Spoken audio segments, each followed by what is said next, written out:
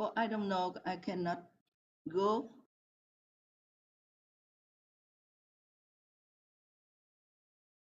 I'm sorry, I cannot go.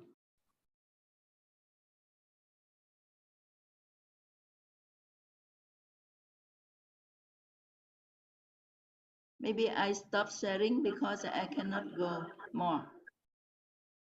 Madam, you can just click Maybe once again. I have to stop sharing because I cannot. I try to it again.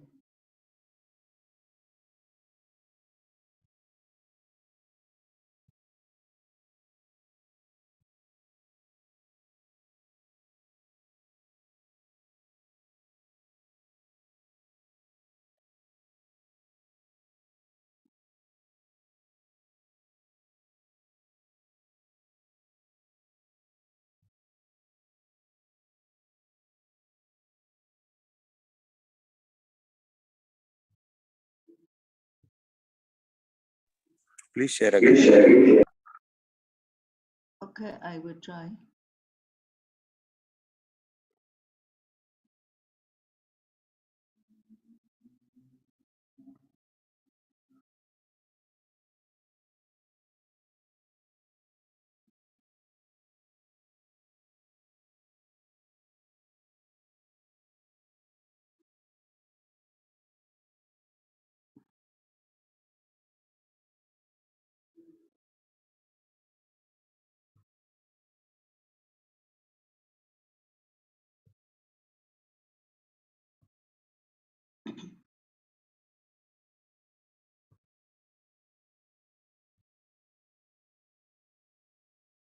Is it okay?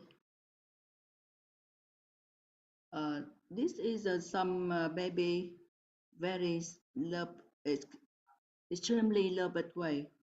This baby 25 week, and after birth with skin to skin contact. Now the baby 12 months after birth. This baby 800 gram 26 ventilator and now, and this baby 29 weeks and now it's 1 year old. And this baby transfer from district with skin to skin contact and 29 weeks, 1.7 kilo. And this baby 6 months.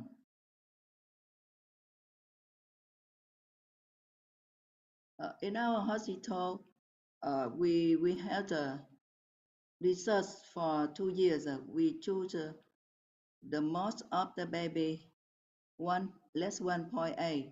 We have the mother and relative family. If the mother cannot carry baby, if the mother with very severe after birth, the relative will apply skin to skin contact in delivery room or operating recovery room. For the vaginal delivery, we keep the mother 2 or 4 hours. For C-section, we keep the mother 4 or 6 hours in recovery room.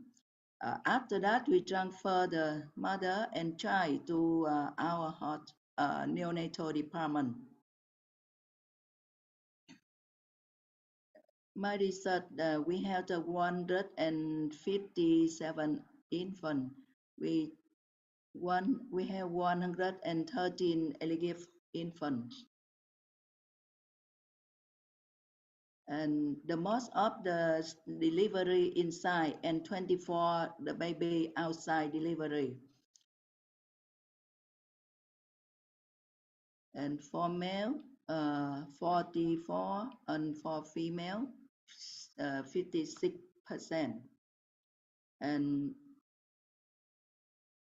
the baby 26 and 25 weeks. In the virus 25 weeks and less 1 kilo, 20 on a virus 29 weeks 1 to 1.5 kilo, and 31 weeks from 1.5 to 1.7 less 1.8 kilo. minimum 24 with gestational age, and maximum 37 and week and 3 days. The most of the baby 32 and less 37 week, and 22 percent with the extremely baby, and very just one baby term baby, just one term baby. It means no many baby very malnutrition. And the C-section 40%. In our hospital, the C-section rate very low in Vietnam. The most of government or private hospital from 60 to 80% with C-section, and special our hospital 41% for preterm baby. And mortality rate, you see, it's very low for 7 to 72 hours, just 4.4%, and 28 days, just 8.8%. It's very low in Vietnam. And oxygen support. The most baby, extremely baby, have the medium oxygen support 31 days, and CPAP 3.2 days, and length of stay, hospital stay 65 weeks, and longest 100, it's been 3 months, and shortest 28 days. For the baby from 1 to 1.5, medium 11 days for support oxygen, and 3.3 days for CPAP. Why is the longer than the baby, extremely baby? Because some baby in this group die before the 3 days. So it's made this figure less than this group. And for the baby bigger, it's just 3.1 days for support oxygen, and just 2.7 CPAP, and the hospital stay 12 days. And if the baby 1 to 1.5, just 26 days in hospital. And nutrition, the most of all of the baby in the study group with 100% with breastfeeding, and parenteral in the extremely baby 100%, in the baby very love but weight it 91%, it for the baby bigger 60% with the IV. The parenteral nutrition is in our hospital very low percent. Medium for the extremely baby just 11 days, and we didn't give a lot antibiotics because we stopped parenteral nutrition very soon, so we don't need the antibiotics longer, just maximum 2 weeks. And how about cost?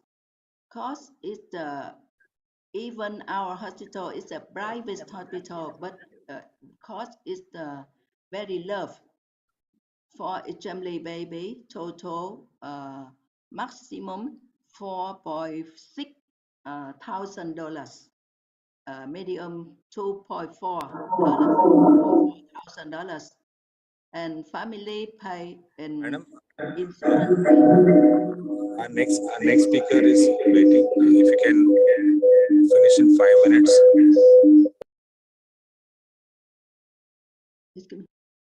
the family just pay 1.3 thousand, and for the very low pathway just $300, and later return just $200 for charge for cost. It's very low. It's very cheap.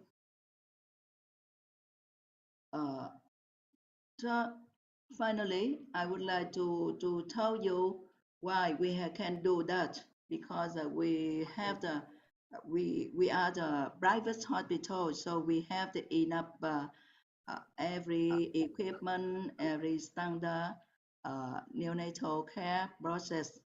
Even the skin to KMC become immediately KMC becomes the standard care in our hospital.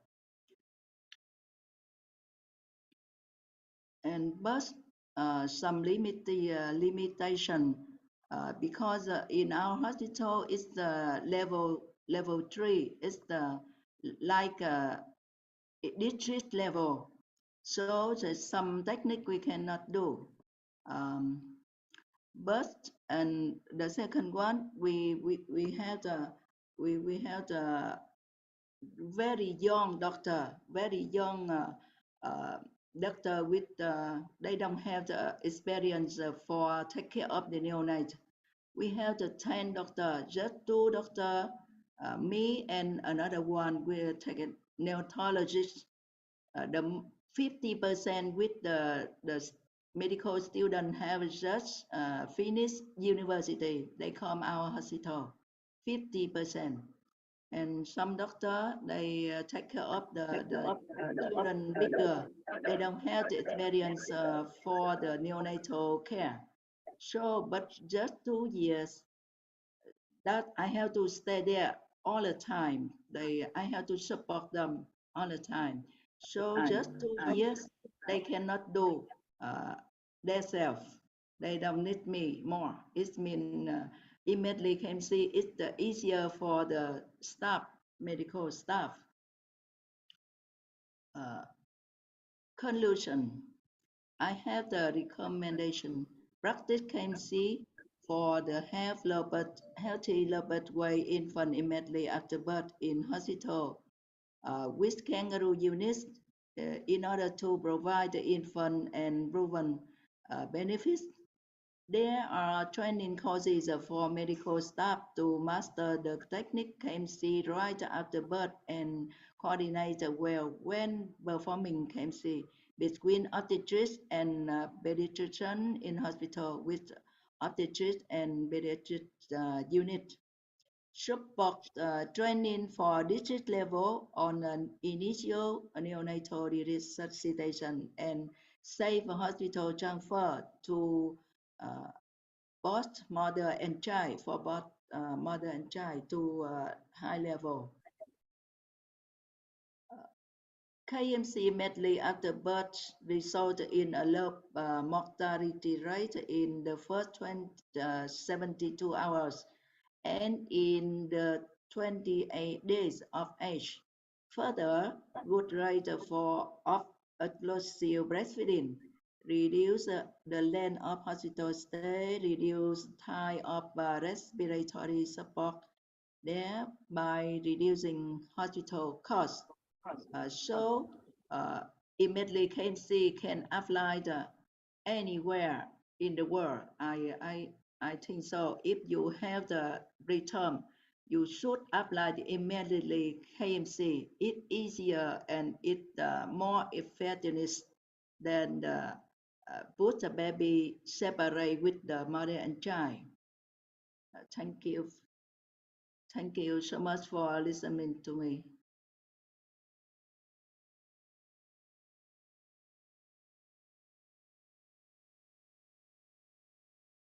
Thank you, Dr. G, for very convincing and impactful talk on right from their arrival in this world by vaginal or cesarean delivery to NICU to step down nursery to follow up and growing this lovely babies who were so tiny and vulnerable. Uh, Thank you very much for providing us knowledge on this tender care of extremely preterm babies. Thank you, Dr. G.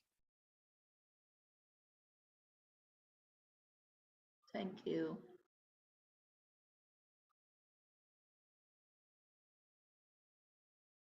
Thank you so much, ma'am. Moving on to the next speaker, we have Dr. Niels Bergman joining us from South Africa. Sir will be speaking on the science of immediate KMC and reaching very sick and small newborns. We'll learn a little more about Sir from Professor Somashekar sir. So please introduce yourself. Can you please get the Zoom on the screen, please? Can you please get the Zoom? Can we have Dr. Niels on screen, please? Dr. Niels, can you please start your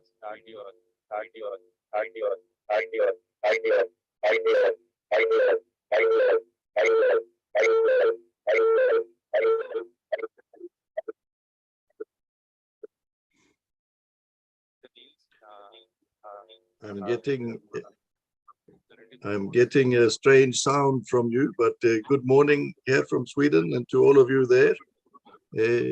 Just to confirm if you're hearing me okay.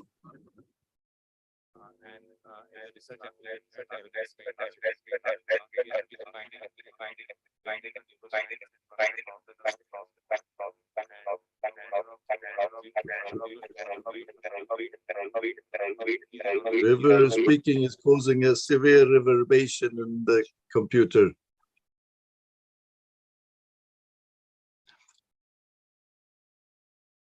So I haven't heard from anybody there.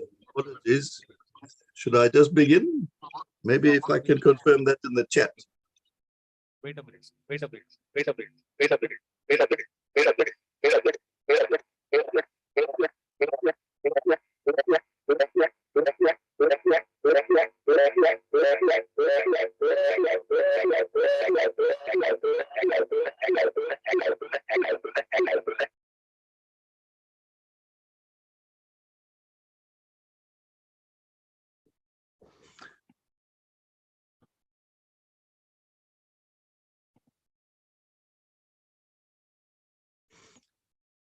I am getting a strange sound here. This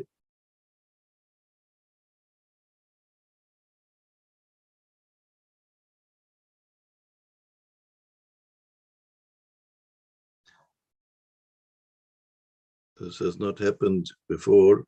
So if I can just see on the chat that I should begin.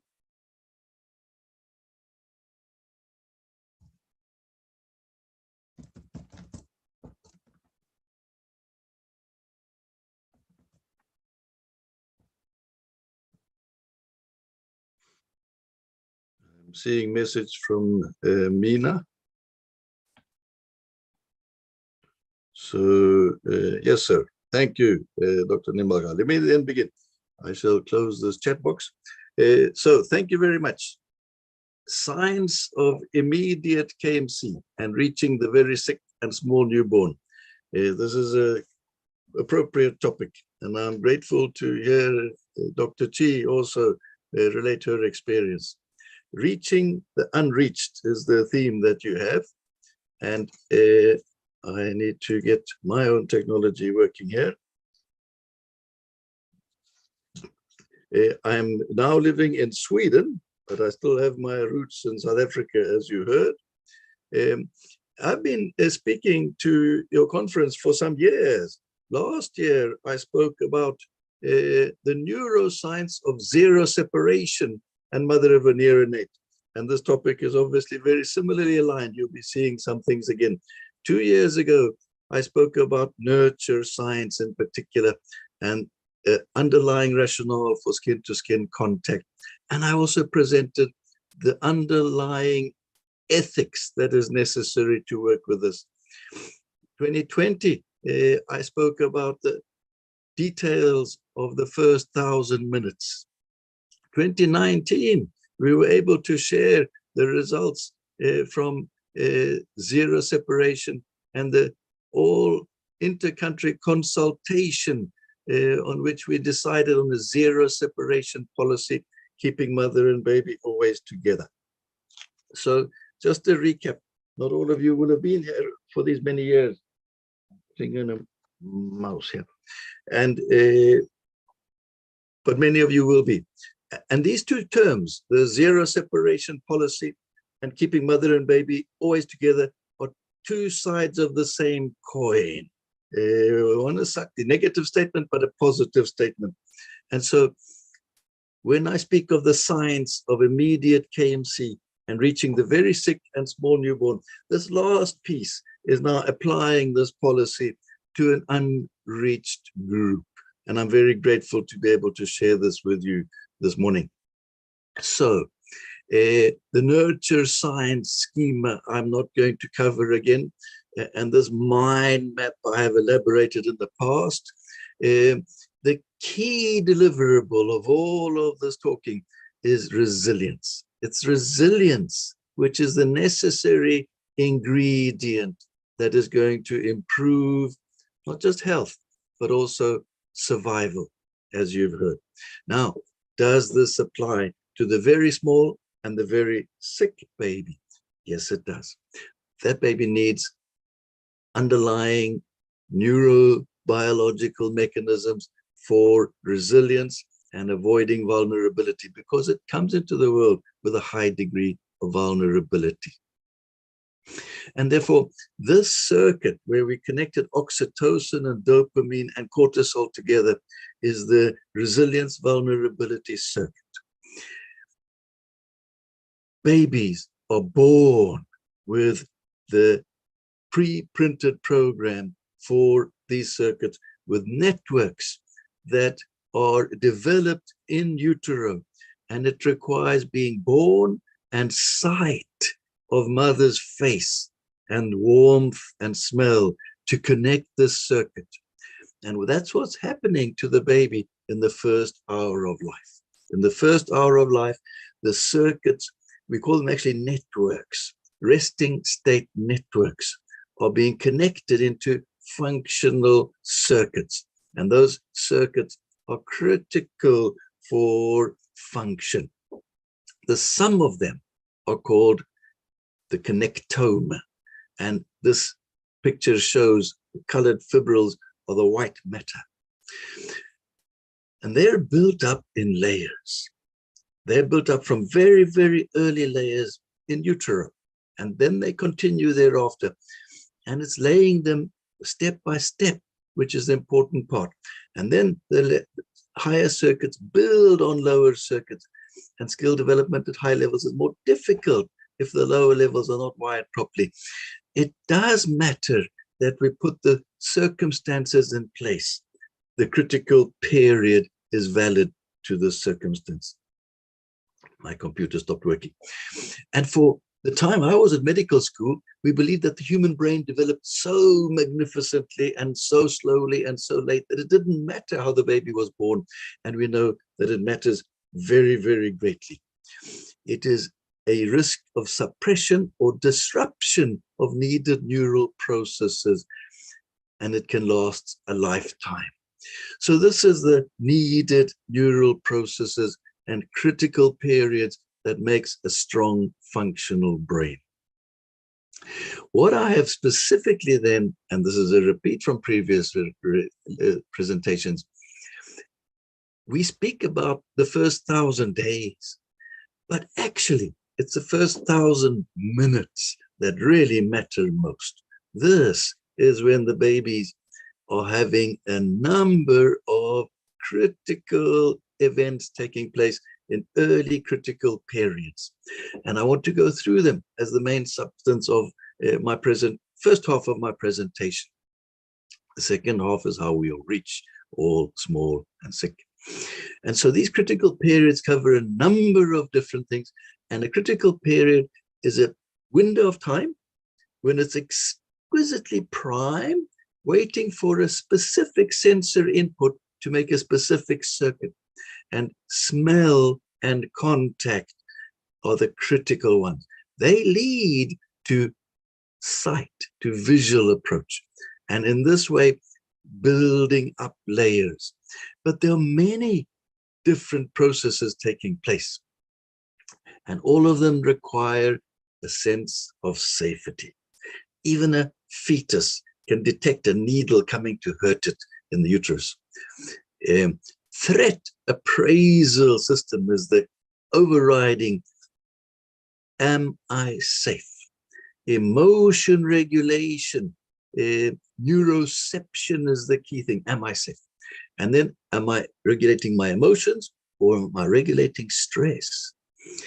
And if stress is the key driver in early life, brain pathways are geared for stress. And this is an article that shows the brain is like hardware. Early experience writes the software.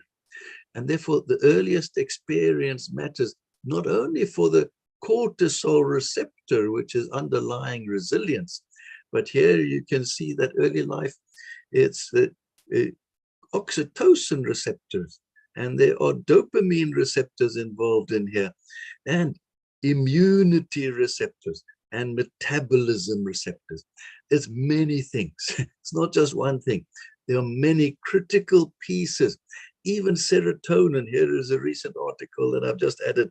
Serotonin, which underlines all brain functions and depression, sleep, is critically able to be epigenetically influenced, and therefore under influence of a critical period.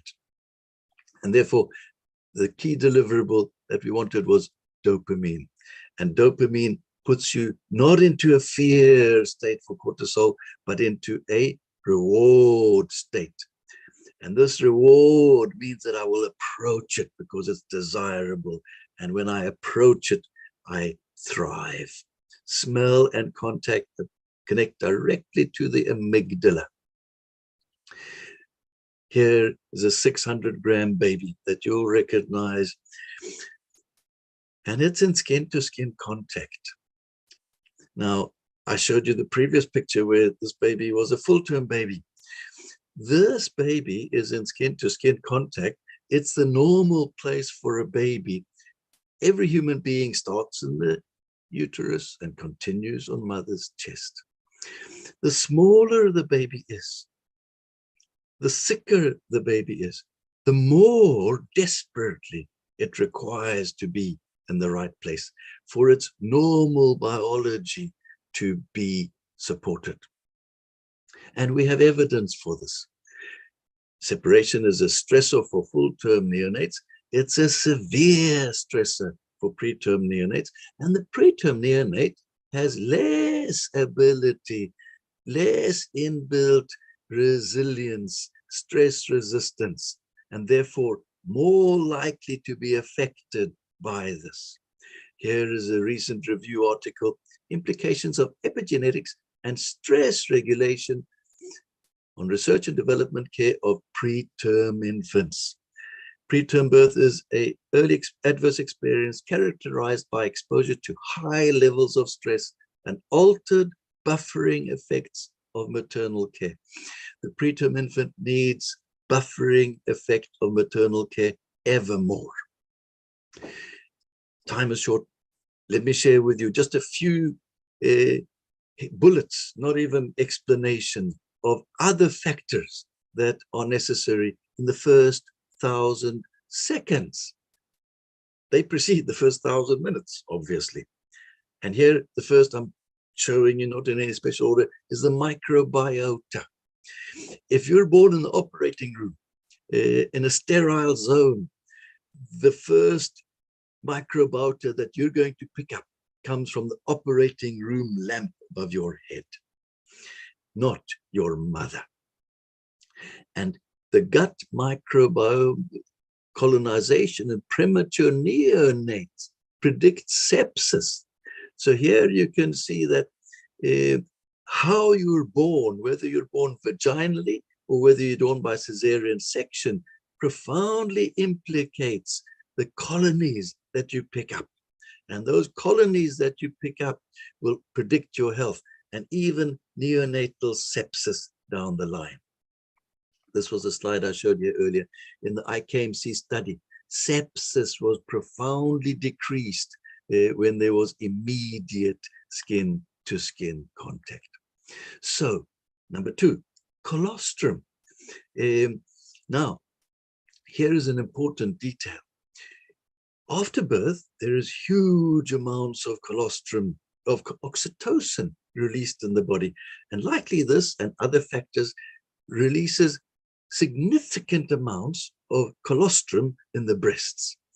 Babies that do the breast crawl, the self-attachment, will suck that out, and you didn't even know they were doing it. The preterm baby needs help. Therefore, we must express that milk in the first hour, preferably at 30, 40 minutes of age, not later. If we do it at 1 hour, 2 hours, 3 hours, there's nothing. When we've taken it out, not just in the first hour, but then we did it again at the 3rd hour and the 5th hour and the 7th hour, we find that there's more than twice as much milk at 6 weeks. That 6-week milk supply is necessary for thriving and developing. Now, I'm going back to the microbiota, because the microbiota and the colostrum work together. Oxytocin in the gut works together. Microbiota acquired during labor and through the first days of life contributes to the newborn's immature maturation development. Mother provides probiotics and prebiotic factors to shape the first neonatal microbiota. We need mother, and then we need her expressed milk into the preterm baby. I would like to say more on that, but it's exciting. But please, we must do these things in the first 1,000 seconds. Smell and contact regulation and connection take 6 hours into the baby's brain, not just 1,000 seconds. In the first 1,000 minutes, it's required. Now, that was more hormones. Here are a number of other hormones involved: oxytocin, cortisol, epinephrine, prolactin. And the mode of birth profoundly influences the settings of these for life, which then, as you can see in this article that I don't have time to explain too much, it makes mother's health poorer down the life stream with depression and morbidity, and it makes offspring health worse with obesity, autism, celiac disease, higher risk in the population. Yeah, because that particular individual in the population was more vulnerable than the next. 5, I think I'm on now. This very early connection influences settings of clocks. They are called oscillators. Everybody has a circadian rhythm in the brain. The baby is not born with one of those. The baby has a smaller rhythm, ultradian, which is 1 hour, driven by sleep, driven by feeding. And this 1 hour clock is called state organization. But there's also a cortisol clock, the resilience clock, which is a 10, 15-minute clock. And then heart rate variability comes with vagal tone, which is a measure directly of resilience. All of these things are set immediately at birth. There's a great many reasons for immediate KMC. Nothing is more important than resilience. And the most surprising thing of all is that this comes from emotional connection. The emotional connection comes from feeling safe. And I feel safe because all my needs have been met: warmth, smell, food, microbiota, setting of hormones, the clock, the oscillators, everything is set. This makes me resilient as opposed to vulnerability. I think I'm halfway. And the kangaroo mother care and survival of low birth weight infants, I presented to the 13th International Conference of Kangaroo Mother Care. And from it, I want to make a little interlude and detour before I continue. The World Health Organization has a definition.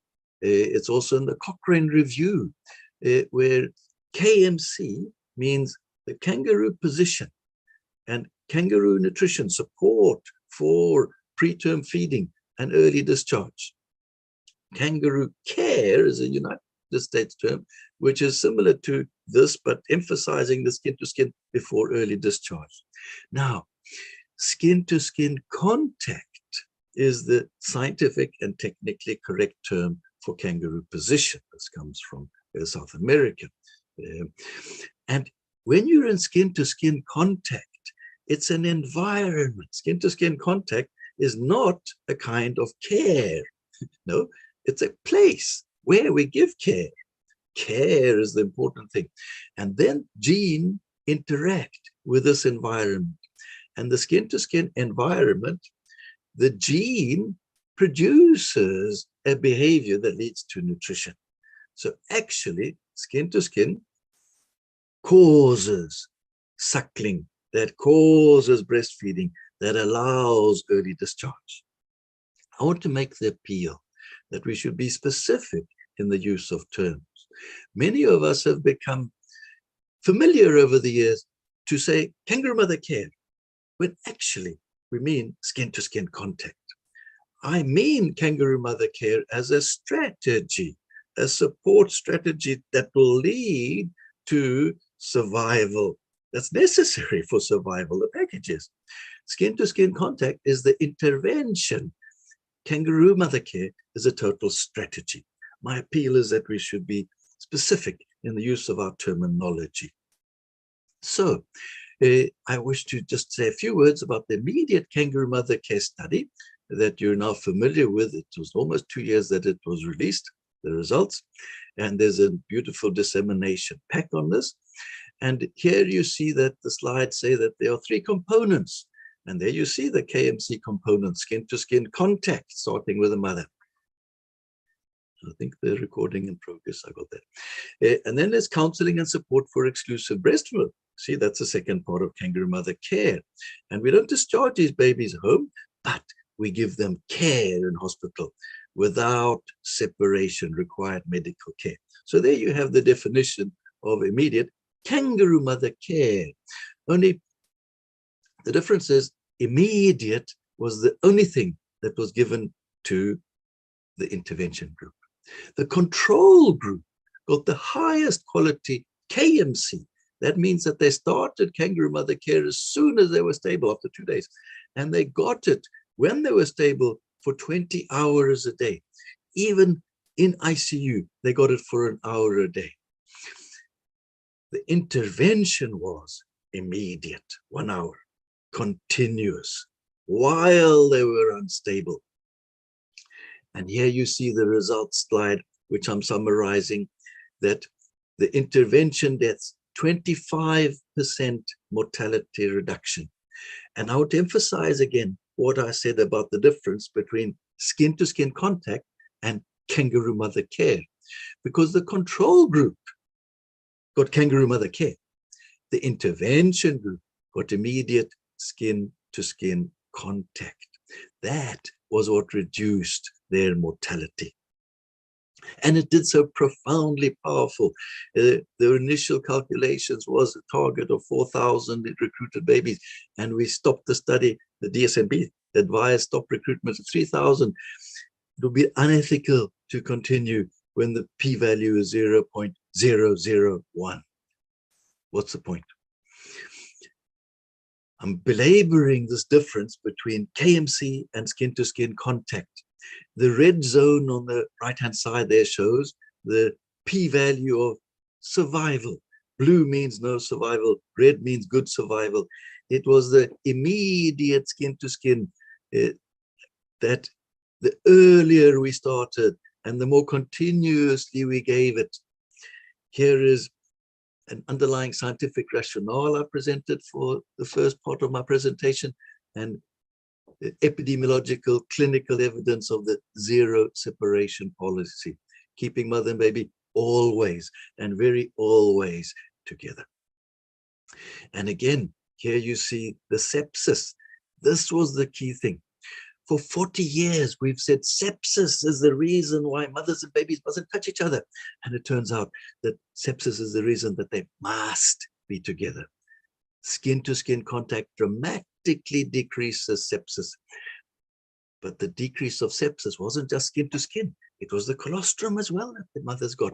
And the mothers gave to the babies. Why? Because it was expressed and given to them. And they got care.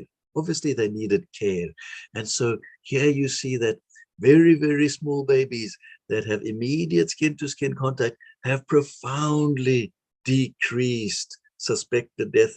And when they had death, their risk of, when they had sepsis, the risk of death from it was much less.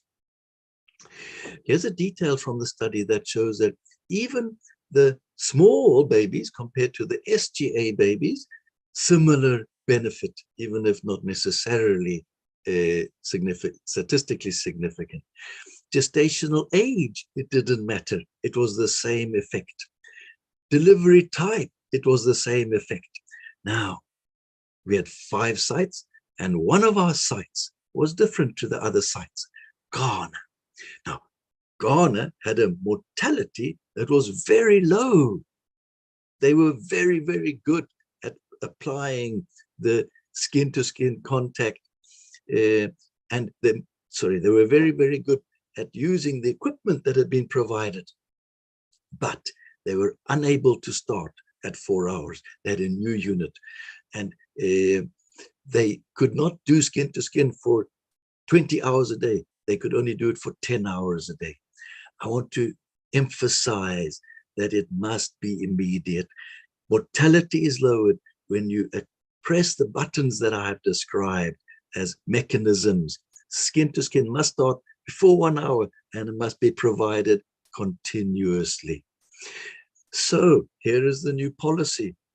First, this article was published in 2021, just 2 days before World Prematurity Day. We can read new World Health Organization guidelines. The guidelines advise that skin-to-skin contact with the caregiver should start immediately after birth without any initial period in an incubator. I'm reading this slowly because this marks a significant change from earlier guidance and common clinical practice, reflecting the immense health benefits of ensuring caregivers and their preterm babies can stay close without being separated after birth.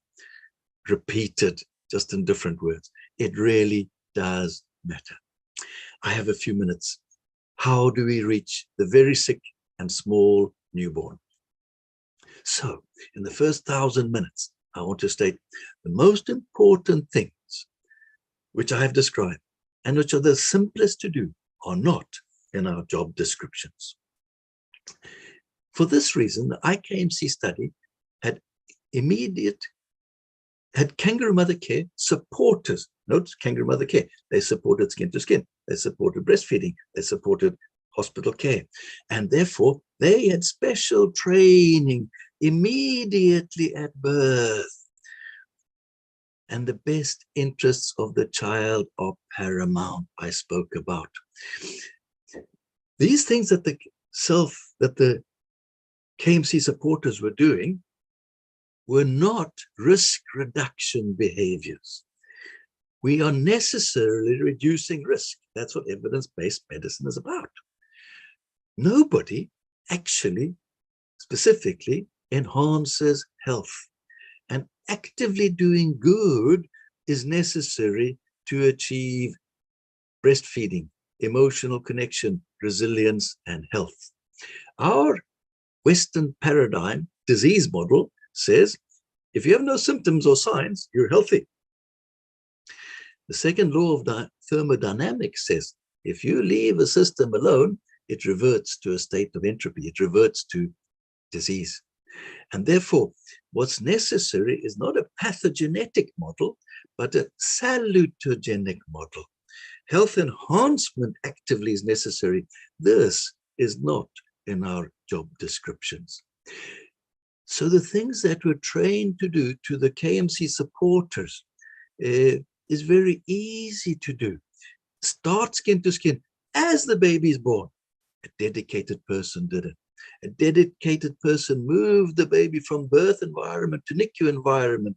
A dedicated person, it was using safe technique was helping with the early monitoring. Here you see a picture of my wife. On the floor are 2 neonatologists and 5 mothers. This was very simple training, and specifically a respectful attitude that the mother is highly respected. And the kangaroo mothers, mother care supporters were taught this. And they were taught to express colostrum very early and transport. And when they collected the colostrum very early, I want to say something about the kangaroo mother care here. The control group got the same number 2. The control group got exactly the same colostrum and frequent milk expression in the first hour of life, so that all the babies were given this support that I described. And then we know, and it had to be frequent, at least 2 hourly to accomplish this. And therefore, even the control group had an 85% exclusive breastfeeding rate at 29 days.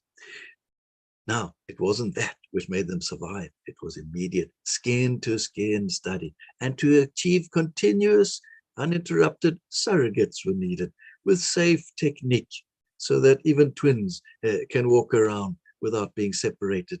And they were separation because they could feed even in skin-to-skin contact all the time and sleep in safe skin-to-skin contact. And this package that I'm describing requires the kangaroo mother care supporters. In my work, my wife and I call this a kangaroula, kangaroo mother care. But now we continue the function of the doula. And now we have to add 2 other people into the cocktail, into this strategy. Father's brain, half an hour of skin to skin, wires his brain. My baby's brain requires 6 hours, already mentioned. Mother's brain requires 20 hours to achieve an amazing amount of plasticity that is in the brain. Emotion processing, executive function, salience, ward. The mother's brain actually grows in size if it has 20 hours of uninterrupted skin-to-skin contact. How do we achieve that? Kmc study did it with Kmc supporters. So I want to say, reaching the unreached. I have presented the science of immediate Kmc. If this is going to reach the very sick and the very small newborn, we need a dedicated workforce to only do what really matters. The best interests of the child are paramount. I want to say few more things, which I do not have slides for, but perhaps purposefully. I have 30 years ago worked in the community, and in the community, that is where most of the very sick and the very small newborns perished where I was working. And the community knew it was pointless to try and save those babies. We knew no more things. Our community needs to have these dedicated workforce, Kmc supporters, kangaroolas. Now they can be ashas, they can be traditional birth attendants, they can be community health workers, whatever you call them in your country. And they need 8 hours of practical training, and they can reach the very sick and the very small newborn. Now, from my neuroscience, they should start immediately. We have such a study from your continent. Mazumdar did the community-initiated Kmc study. Yes, it works. Now, when we have a dedicated workforce, the kangaroula, and we start in the community, we want to add a thing for compassionate care. And we do immediate skin to skin as the safe place for the baby to be, even if it's dying. However, if the baby opens its eyes, it means that the neural circuits are activated. It means that it wants to live.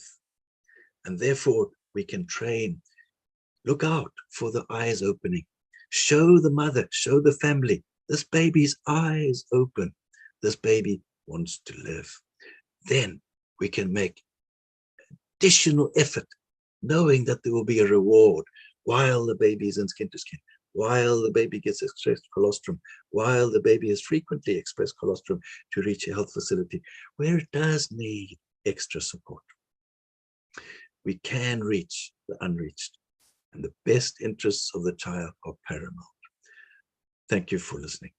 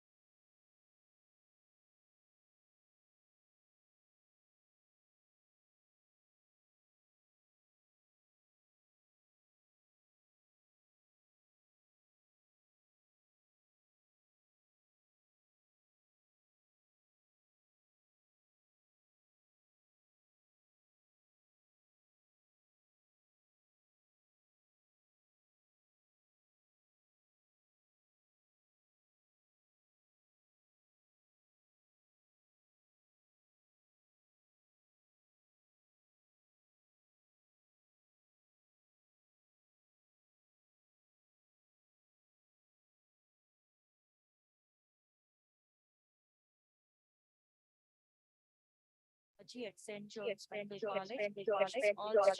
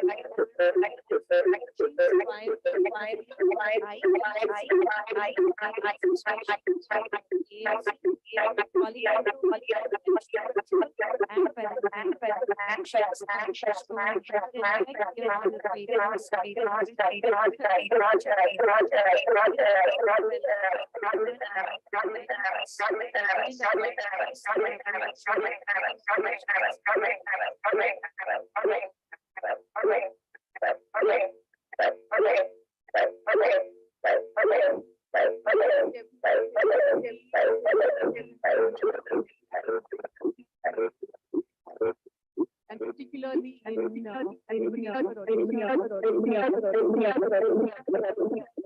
every time I see crisis, and this time,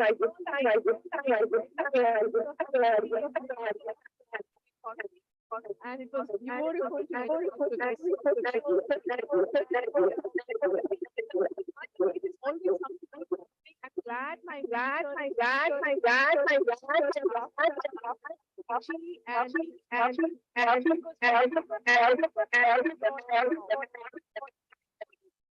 an idea of why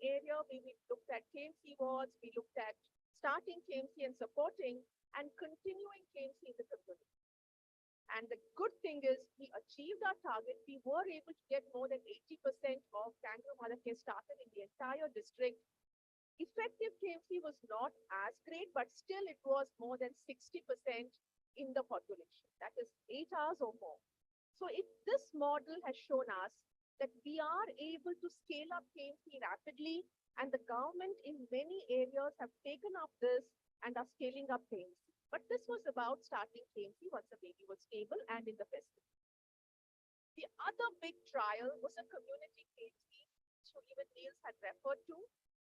This study done in Haryana by the SAS team led by Sharmila was a large individually randomized control trial with more than 8,400 participants. And there, KMC was initiated in the community for either those babies who were born at home or who went back home within the first 3 days without starting KMC. This study published in the Lancet has shown us that it's feasible to start KMC in the community where there are no doctors. It's only by the community health workers. And here you see that the duration of KMC was also very good of around 11 hours. And this study gave us two important messages.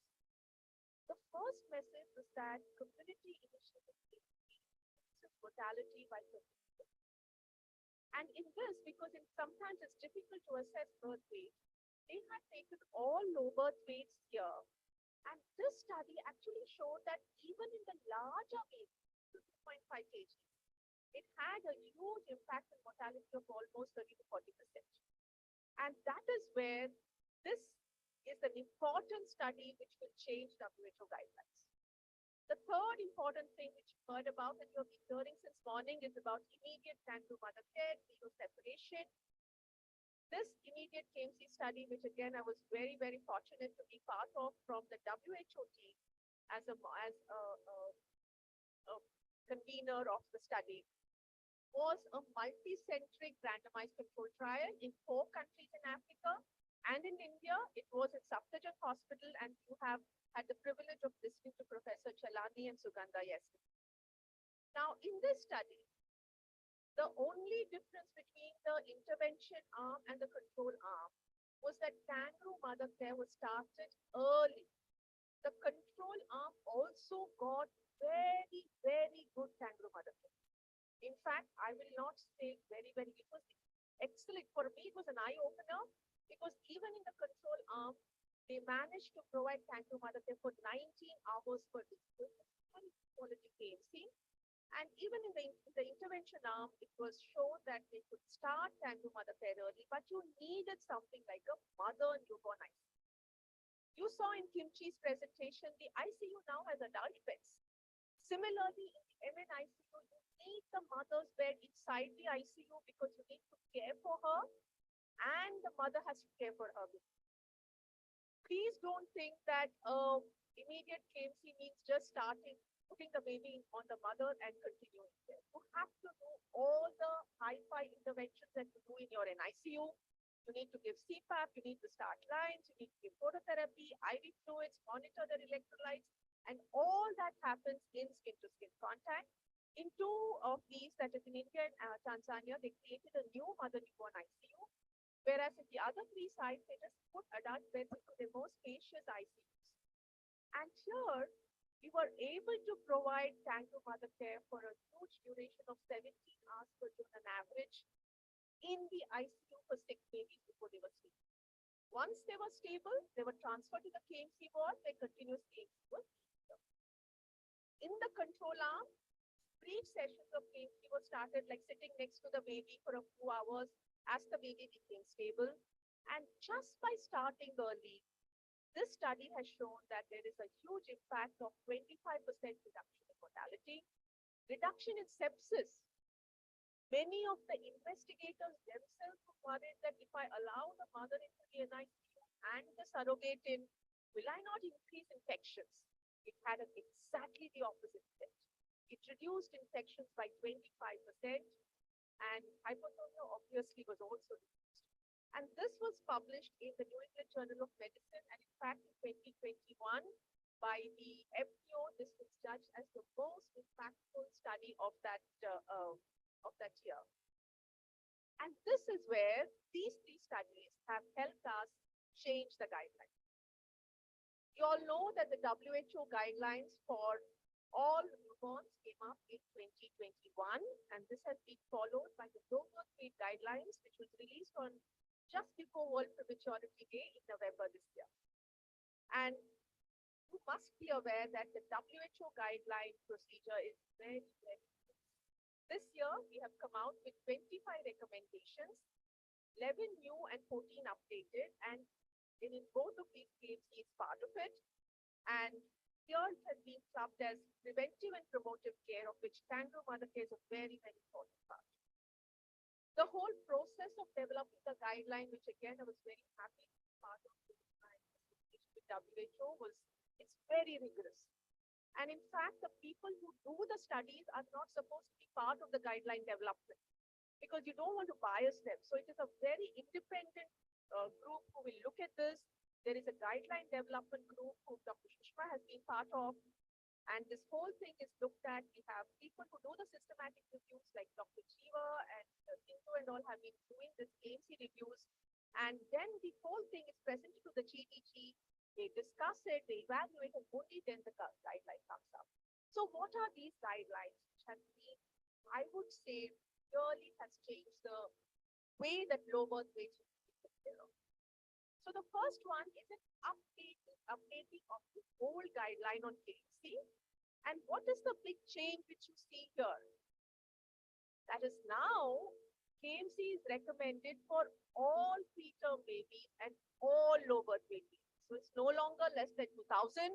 It is for all less than 2.5 kgs.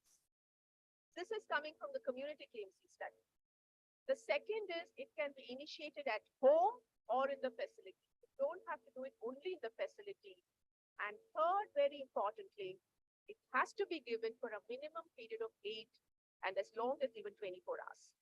The second one is a new one, which is on immediate KMC. And now I will quickly go through it to look at how did this guideline come about. I told you the 3 big studies, but it is not only those studies which will determine guidelines. So the first thing was to ask the review question so that the systematic reviewers could look at it. So 2 questions were asked. What is the effect of KMC compared to conventional newborn care on critical outcomes? And the second, what is the effect of early initiation? And early is defined as less than 24 hours of age compared to late initiation on critical outcomes. So we had 2 systematic reviews and there was a lot of subpopulation, and these populations are important because it will give you some of the reasons why the guidelines have changed. For example, we looked at birth weight, setting, daily duration achieved, and the age of initiation. So there were total 31 studies. For the KMC versus conventional care, there were 27 randomized controlled trials. And for the early initiation one, there were 4. And here you see the results of those systematic reviews very clearly. And this is nothing new to us because we know about it, we have been doing it. Kangaroo mother care versus conventional care, the reduction in mortality is huge. That is a 32% reduction in mortality. And we are glad to have many of our studies, including mine, as part of the systematic review. The next one is important because it looked at weight-wise subgroup analysis. And when it looked at subgroup analysis between 2 and this is here between 2 kgs and you have a subgroup between 2 and 2.5 kgs. Please note that even in less than 2 to 2.5 kgs, that is the larger babies, even there is a huge reduction in mortality. 29% in less than 2000 grams, 38% even in low birth weight who are more than 2000 grams. The next was to look at gestational age. And again, it shows here that even in babies who are more than 34 weeks, there is an impact on mortality. 35% reduction. Then the question was where you started. Now, irrespective of whether you started in the facility or in the community, there is a huge impact on mortality. The last thing was on duration of KMC. And for this, the systematic reviewers divided into 3 groups. 9 studies were less than 8 hours. 9 studies were 8 to 16 hours per day average of KMC, and 4 studies were more than 16 hours.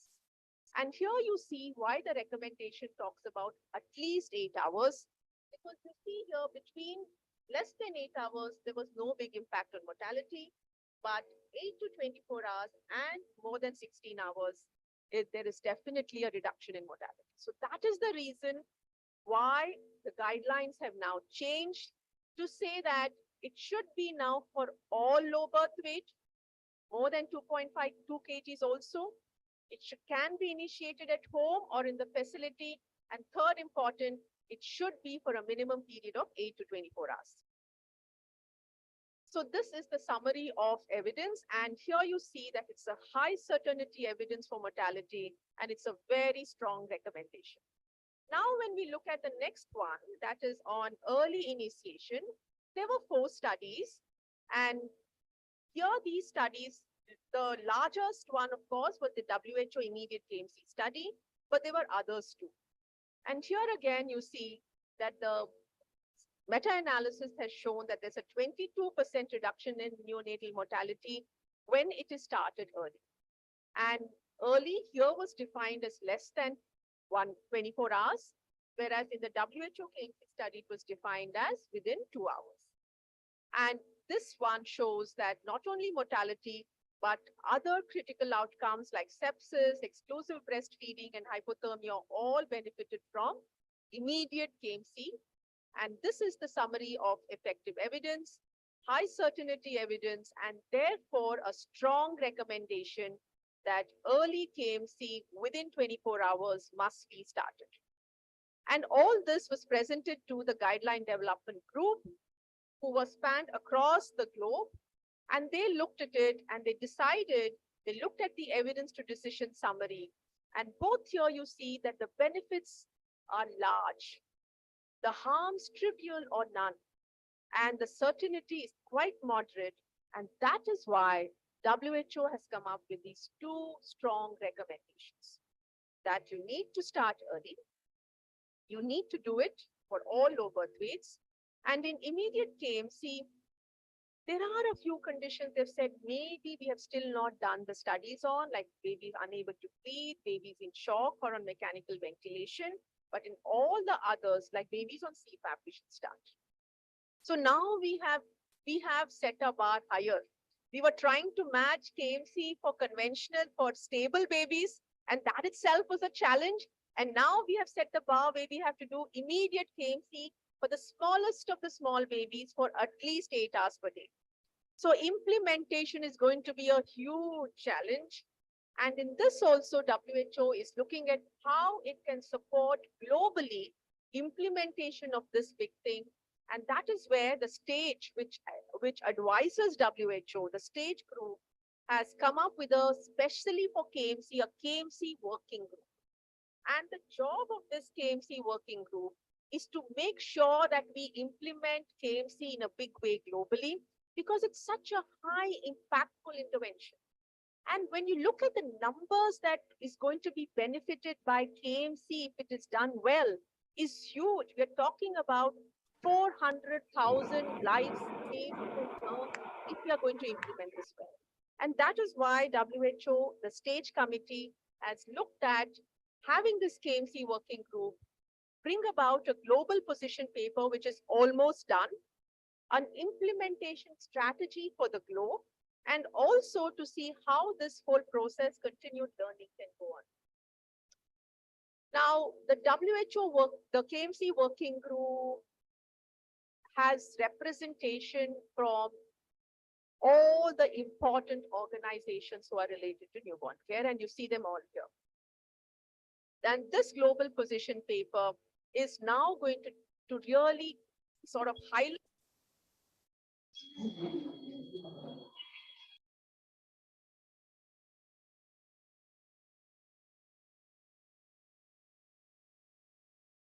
waiting for is the revision of the KMC practice guideline. This is for all of us who work at the ground level, how to implement, how to do, how to counsel, how to position. The same document which we are still using from 2004, this is going to be revised. And lastly, WHO has another multi-million-dollar study, which is the iKMC implementation research, which again, I think Viswajit and Aarti are all waiting to embark on. And this is not only going to develop a model to see how iKMC can be implemented, but also study its effectiveness in a step-wedge trial. The other important thing is, unless you are measuring it, it will not happen well. So KMC is going to be part of the ENAP indicators and the INAP indicator, And that is another big role that WHO is working on. So in conclusion, these are the new WHO guidelines, a big change, something which I think many of us have been working for. I know many of us have been doing KMC for all low birth weight babies. Now it is a recommendation. Many of us have been initiating in the community and home-based KMC. Now it is a recommendation. And all of us have been struggling to achieve at least 8 hours of KMC. Now we have no choice. That's a recommendation. And the bigger challenge is we have to totally redefine our NICUs. We have to bring the mother in. We have to partner with the obstetricians because immediate KMC is a recommendation which we all need to follow. Thank you very much and open to any questions.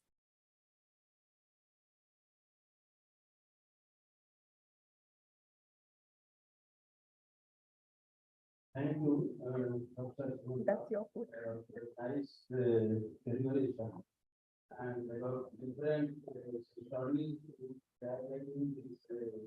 about this mortality has come down by days. And that is probably only by 40% and by another 10% reduction.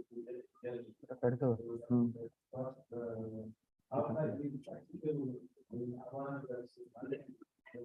implement this one the games in the food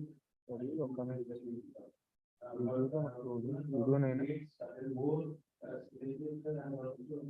some more training program. Thank you. And I think this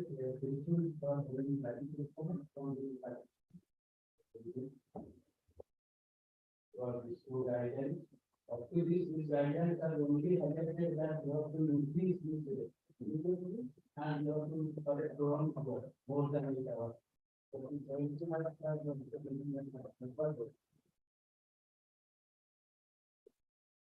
Thank you. Thank you very much. Thank you. So there is some anything schedule next.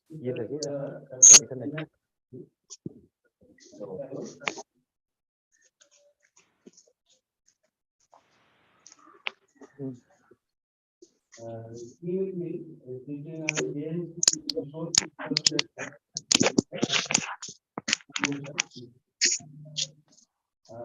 Dr. Nikhil Karu is the chief executive officer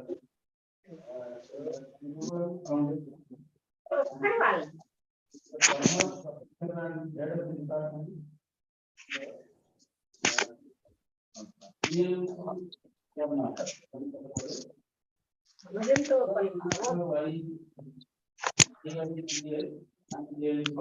Honorary Secretary of the Foundation India and also affiliated with many government and childhood asthma and PALS and there is also more than 50 competitions in each state. I will request Dr. Tarun to present. Thank you very much.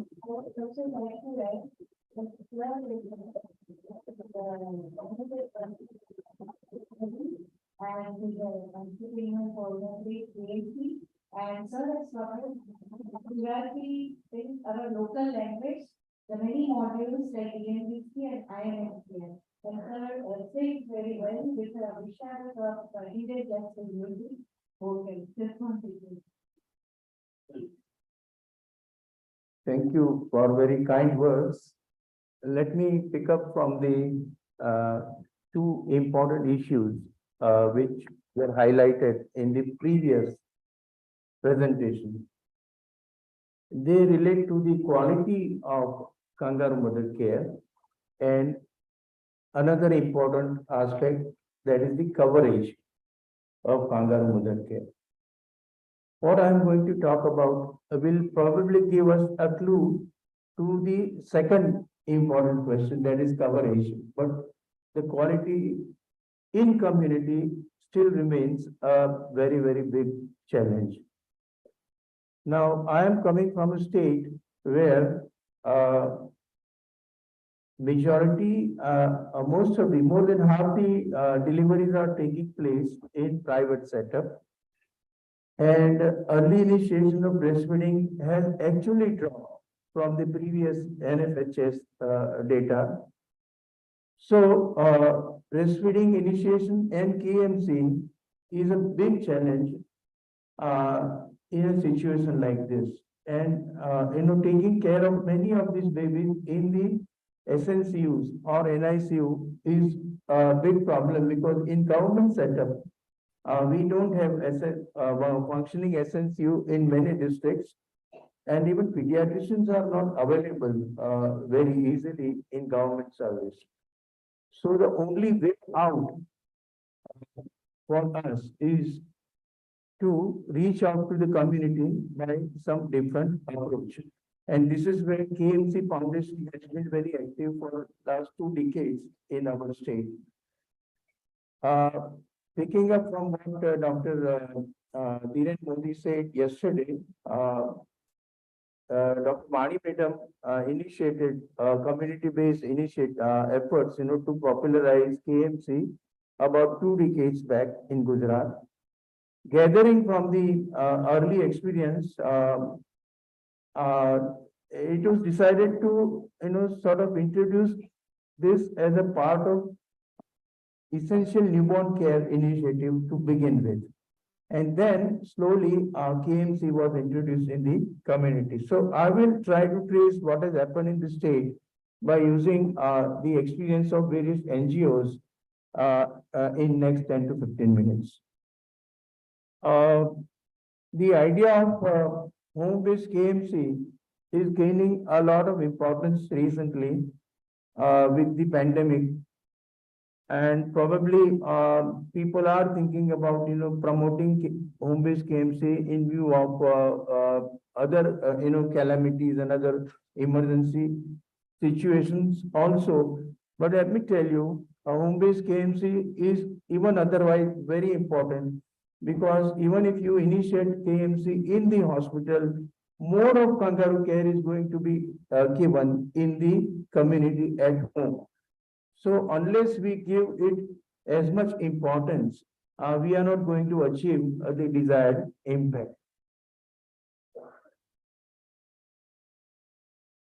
So if you look at the definition of kangaroo mother care by WHO, WHO also gives equal importance to the third point, and that is follow-up, planned early discharge and follow-up and continuation of care at home.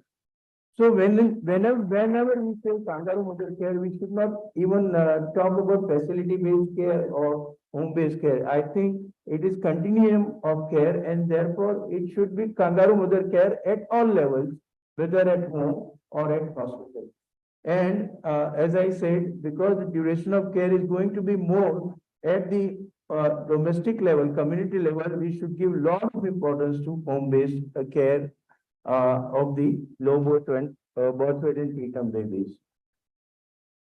As I said, the situation in Gujarat is something like this. Most of the babies are delivered at institutional level, but very few are given kangaroo mother care in the hospital setup, even when it is required.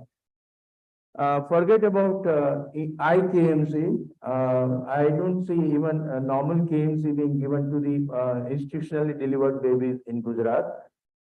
So this number is only about 5%. Very few diligent centers, they are practicing this.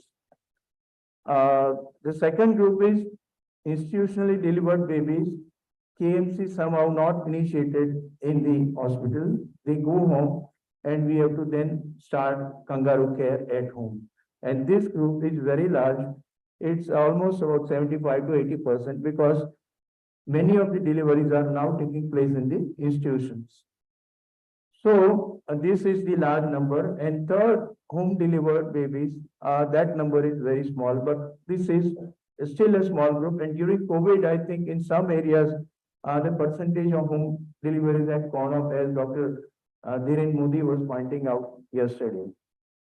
So these two, group 2 and group 3, are the main targets in our effort. We did a study based on the early experience at Jagadia after the first international conference of KMC that was held in India in Ahmedabad, 2012. We tried to gauge the situation about the babies who were not going to hospital and what was happening to them. No doubt, the study was carried out through the lay workers, and it was not very statistically refined kind of study, but we definitely got some important insights from this study. We studied this from different parts of the remote, areas of Gujarat, difficult to reach areas of Gujarat, and the NGO workers were utilized, and they are working in tribal and rural areas for some years, so they have good rapport with the community in different parts of the state. So the important points that we learned about kangaroo mother care during this study are highlighted in this slide. Only 2 out of 59 babies that we could capture in the study properly had died of some causes which were not related to KMC. So kangaroo mother care was found to be quite safe and acceptable method of looking after the low birth weight preterm babies in the community. Mothers and the relatives perceived certain good aspects of kangaroo mother care. They found babies healthier, they were feeding much better, and overall status of the babies was much better, and there was also a benefit as far as breastfeeding is concerned. But as I said, the study was very small, and because we had not designed it properly, statistically we could not prove anything beyond this, but qualitatively we could get some idea about the kind of community perceptions that would guide us in further efforts to popularize the kangaroo mother care. Now, the second important part that I'm going to talk about is the kind of work that we have done in one NGO where I'm working, Tribhuvan Das Foundation. A few things about this organization. It is a cooperative, very unique kind of NGO, which is linked with the cooperative, and it is working in 1,440 villages. Dr. Vishwajit Kumar had trained us in this pre-project period, where one of the centers was our NGO.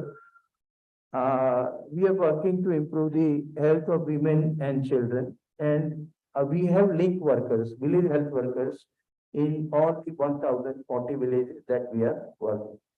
So this is the background. We have some backup clinical services at 5 centers. And these are the milestones. We have also followed the similar approach. In 2003, we introduced community-based essential newborn care. As a part of that, kangaroo mother care was taught to the health workers as a method of care for low birth weight babies. Now, finding out term or preterm might be difficult, so weight was used primarily, but few simple criteria about prematurity were also included in the training. Then 2010-11, we did the ICMR study where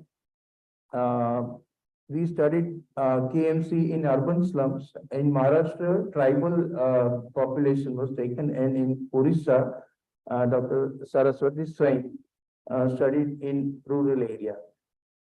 So this was the next phase, and then based on our experience, gradually we introduced things like KMC unit in one of the centers that we are running, one of the maternity home that we are running in the remote place.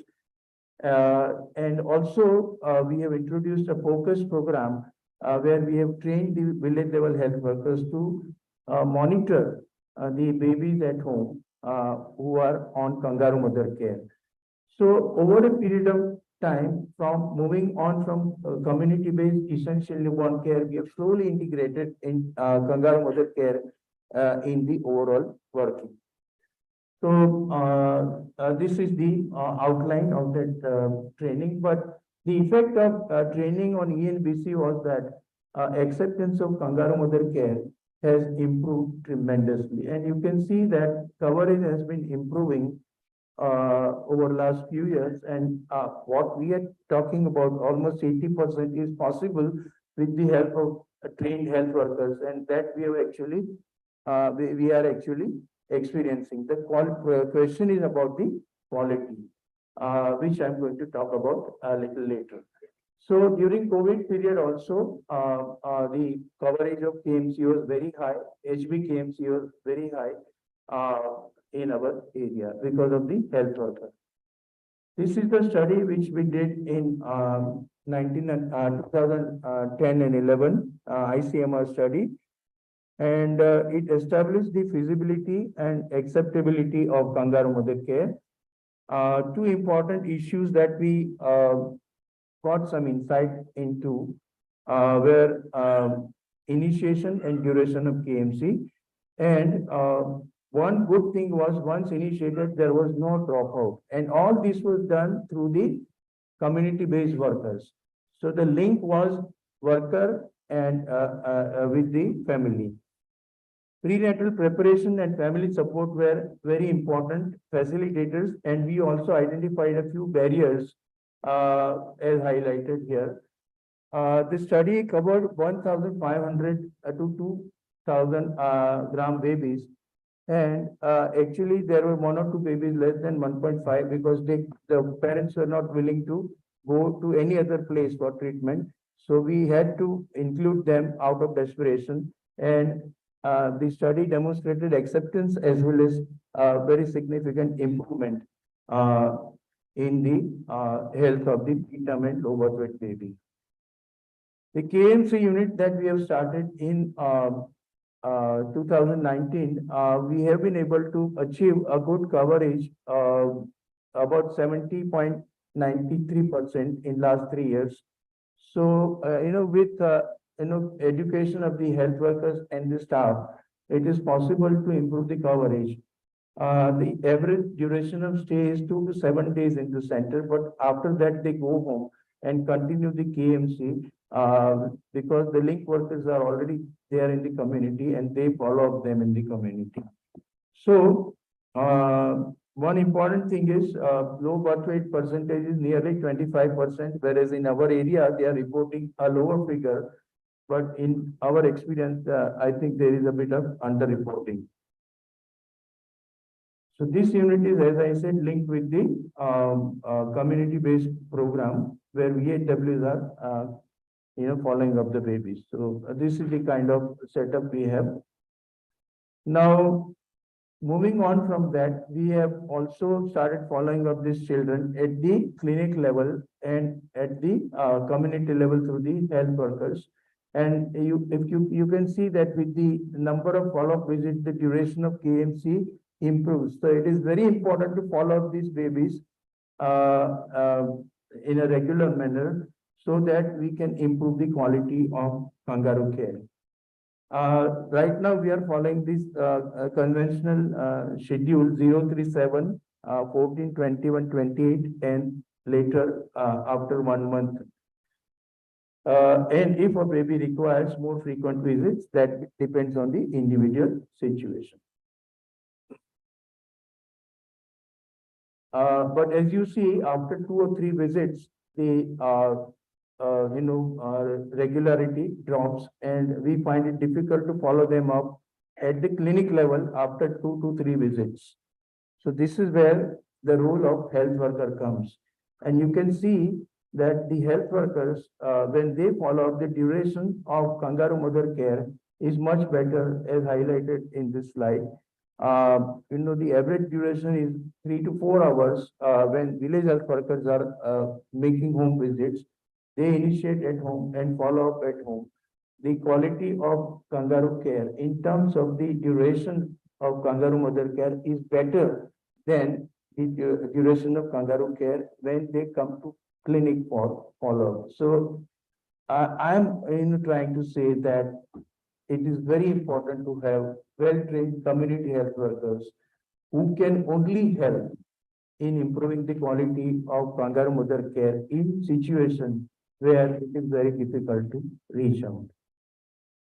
Yesterday, we also talked about Kangaroo Mother Care Foundation, NI and TF collaboration to promote KMC in Gujarat. We have recently carried out training in 10 districts, and the details were presented by my colleague from NI, Dr. Rohan, yesterday. Another important thing that we have started is, not only MBBS, but also, addressing the issue with the Ayush undergraduates, because many of them are going to be in the government service, and we cannot wish away their contribution to a very physiological way of taking care of children. I think breastfeeding and kangaroo mother care are two things where I don't think even Ayurveda, experts would have any hesitation. So this also we have started, and I have already, trained 2 batches of Ayurveda undergraduates in last 2 years. These are one or two success stories. 760 gram and 850 gram twins. KMC initiated after 2 weeks in facility and continued in the facility up to 1.5 months and continued at home till the age of 6 months. So you can see that KMC was given for 1.5 months in the facility, but up to 6 months, that means 3 to 4 months in the community. And you can see the impact. And this is another child, 1.98 kg. And at 9 months, the weight was 8 kg and normal development. KMC given for 3 months at home. Child was discharged after 3 to 4 days from the CHC, and the rest of the care was given at home. So I conclude my talk with this few positive notes. This is how we are doing even during COVID. They were providing kangaroo mother care at home. I hope I have made my point very clear. I am open to any questions. Thank you. Thank you.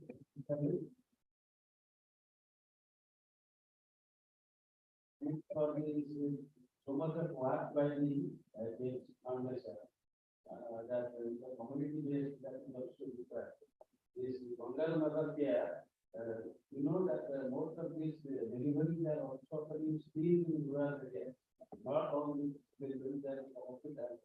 So they are also required, and those who are only also in the hospital, they should go back to their home and also protect those kangaroo mother care. So this is a good insight for this kangaroo mother care that should be protected in common.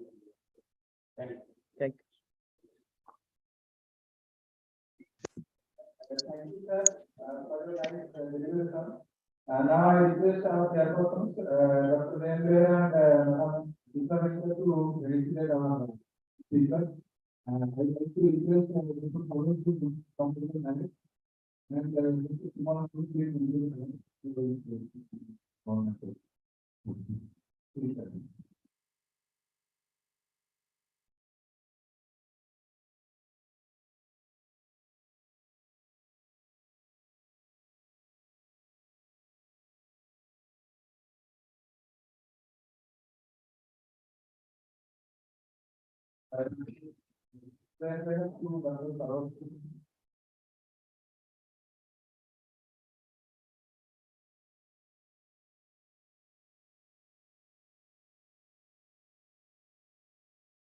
And I would like to request Deepa Banker, madam, to felicitate Dr.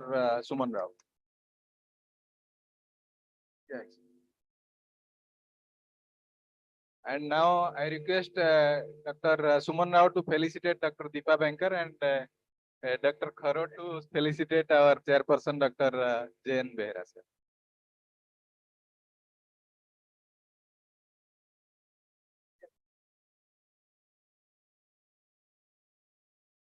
Thank you. Thank you very much. Now we'll have the next session.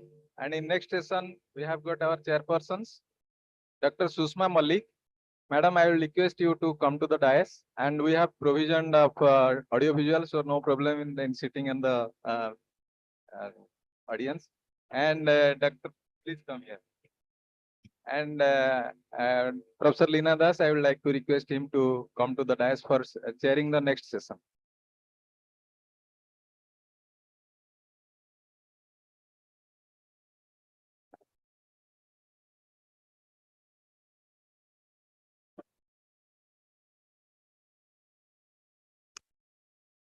Thank you, sir.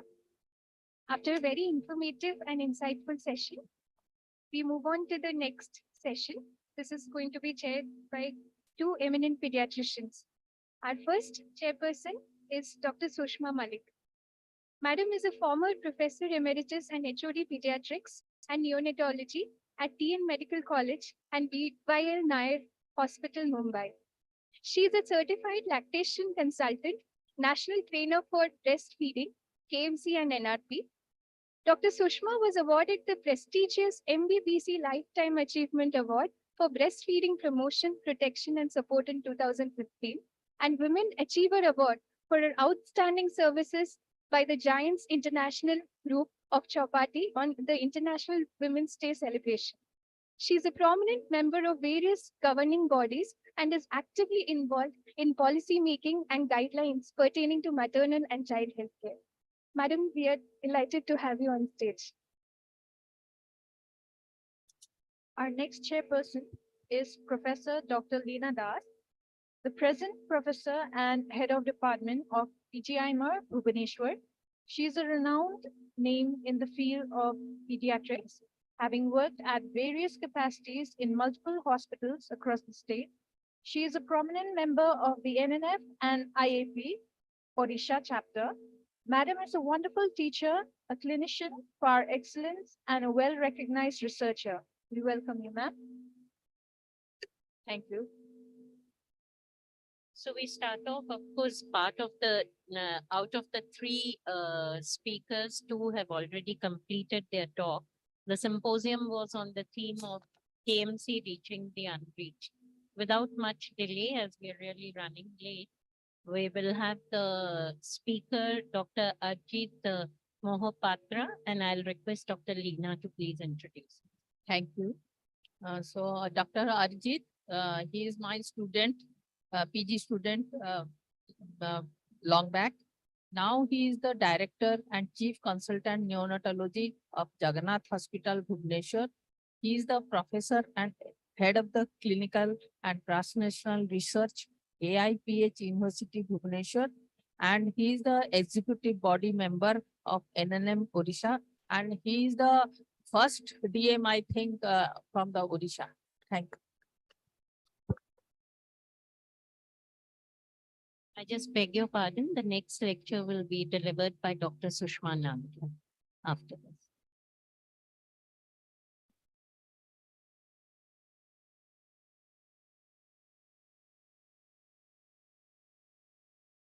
Good morning and thank you for your kind words, madam. So after hearing very enchanting talks from Professor Neil, Professor Kim and Professor Suman Rao about immediate KMC, early KMC, it's like more of a repetition of the same thing, but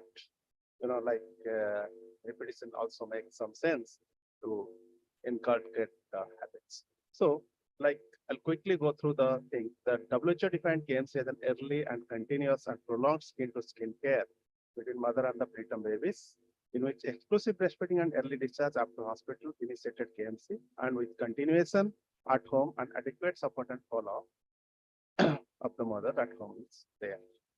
And KMC is known to reduce neonatal mortality and morbidity. KMC is known to reduce neonatal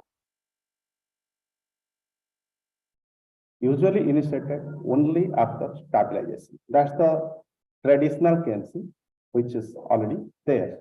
So KMC, by the time the baby gets stabilized, a preterm baby specifically, who is having some or other issues like mostly respiratory issues, maybe on some life support devices like some respiratory support, CPAP, sometimes invasive ventilation. It takes about a week's time. And WHO recommends the KMC for preterm neonates having birth weight of less than 1.2 kg and gestation age of less than 30 weeks. Only after completing the about 1 week of time. All these, we know that what is most important in survival of preterm neonates? Nutrition. Nutrition plays a major role. Apart from all other care, nutrition has a very major impact in survival and outcome of the premature neonate. And as we know that prematurity being one of the most important causes, like it causes almost like 1/3 of the neonatal mortality and one of the most important majority of admissions in any of the NICUs nowadays is a preterm baby. So early establishment of the full feeds or full enteral feed is very effective strategy, especially in low middle income settings and in resource poor settings. Once you establish your full feeds of the preterm babies, most of your job is done, and it reduces not only the cost and complications associated with prolonged enteral feeding, like liver disease and central line associated bloodstream infection and all other associated issues, but also very importantly, the nursing workload. It reduces the nursing workload. So establishment of full feeds, full enteral feeds is very important and one of the important strategies, interventions, which along with others is important. So what are the interventions we can do to make the baby on full enteral feeds as soon as possible? A baby who is unstable, a baby who is on respiratory care and other things. Like several strategies have been devised, like standardization of the feeding regimen and trophic feeding, like minimal enteral nutrition, starting feeding right from day one, even in unstable babies, and early preferential use of mother's own milk, mom, which is now again a very upcoming thing, and rapid increment of feedings rather than very slow increase, and probiotic supplementation, and also been tried with strategies to make the baby full feeds as soon as possible. So among all this, KMC, Kangaroo Mother Care, is a very important strategy in this context. KMC has now come up, and Cochrane review has shown that KMC reduces mortality, hypothermia, nosocomial infection, and sepsis in very low birth weight infants. And early KMC, that is again the upcoming buzzword after we have established and we have seen that it is a documented fact that KMC is very important in survival of the preterm babies, and it reduces mortality, morbidity, as well as in all kinds of benefit. So KMC, early KMC starting within first week of life, and again, there is no definition of it strictly within 24 hours, and immediate KMC within 2 hours or immediately right after birth has been shown to improve exclusive breastfeeding, human milk feeding, and reduces the duration of NICU stay and other benefits, as well as in term babies, it happens. So what is early KMC? Early KMC started ideally before 24 hours of life. But as I again said, and Professor Suman also told that even it can be started as early as 2 hours, and there would be an overlapping between IKMC and EKMC, like and it has got potential benefits, because if you see that almost like half of the deaths occur within 24 hours of birth. If you see, analyze the mortality pattern in a newborn, in a preterm newborn rather, that half of the mortality is within first 24 hours, and like 80% of the deaths occur within first week of life. So if you go by the current WHO definition or the last previous definition, that you initiate KMC after the baby is stabilized, which may take up to 1 week. And by the time you have lost like 80% of the babies. So we need to look at it in a different angle. So we have to initiate KMC before we lose this 80% of the babies, before we lose this at least 40-45% or half of the babies before 24 hours of life. So can KMC make a difference? Can starting early KMC make a difference in survival of these babies? Yes, it does. So studies have found, so we have got strong scientific evidence that it is helping and it is beneficial. So early KMC can help in early discharge, but initial studies didn't show much of statistical difference, but now the evidence has really come up. So how does early KMC have or gives an advantage to the premature baby? Apart from all the benefits of the KMC, what does early KMC do? That it is more likely to be colonized. These babies are more likely to be colonized by the mother's microbiome, which is a protective, which acts as a protective phenomena. So these babies suffer or have less episodes of sepsis as they are protected by the microbiome of the mother. They get colonized with the mother's microbiome sooner in life than later. So this acts as a defensive barrier for nosocomial sepsis in these babies. And they also are more likely to receive breastfeeding early. And obviously we know the advantages of early breastfeeding as well and colostrum as well. So, and also it leads to less handling of these babies by other personnel, other healthcare professionals, and thereby also reduces the risk of infection of sepsis.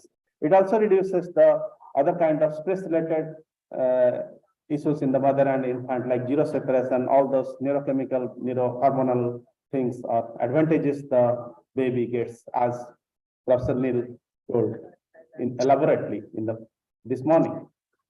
So what are the advantages?